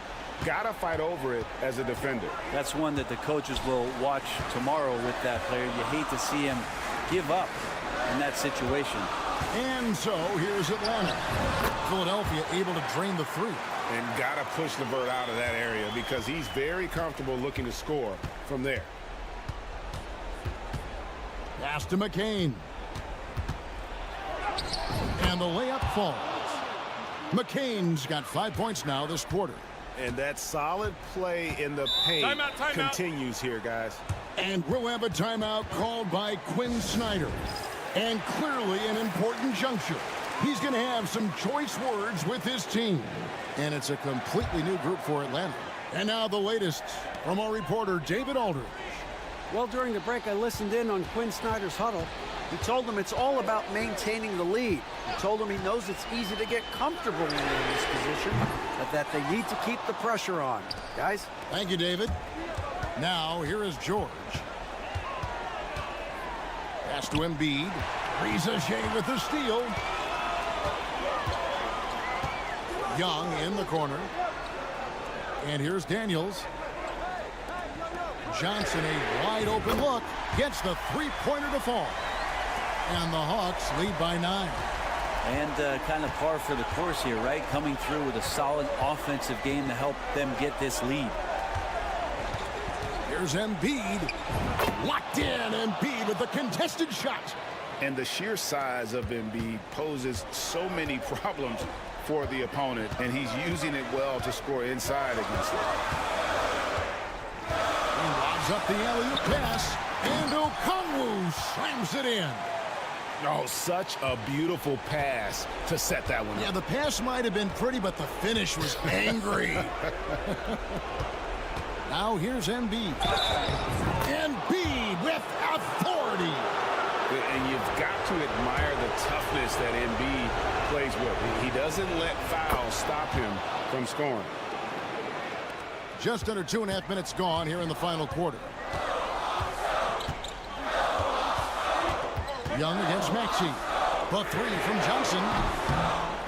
That's in, coming off the assist from Young. And that's 13 points for Johnson. And good recognition there from Trey. It's part of his role. He's got to find open guys. Pass to Embiid. And they double up Embiid. Here's Grimes. Offensive rebound. The shot, no good. The Hawks leading by 9. And 1:01 left in the game. Maxey against Young. And he drives in. Lucky 7 drops in. He's perfect from the floor. 7 for 7. Saw the opportunity to put this away, and you could see the killer instinct take over. Yeah, up until that point, a competitive game, but once they broke through that barrier, it was all them. Complete control.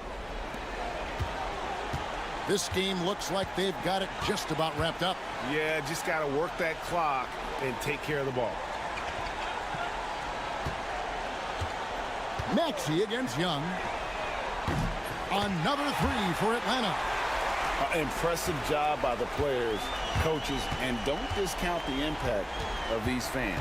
Awesome to see their output tonight, trying to urge their team on, and that can always help. That home advantage of home fans getting you going, fully on display here.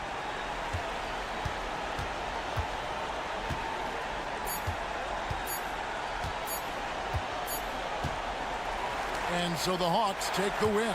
Some good competition, but the hometown advantage and their ability. David, thank you as always. Thank you for joining us.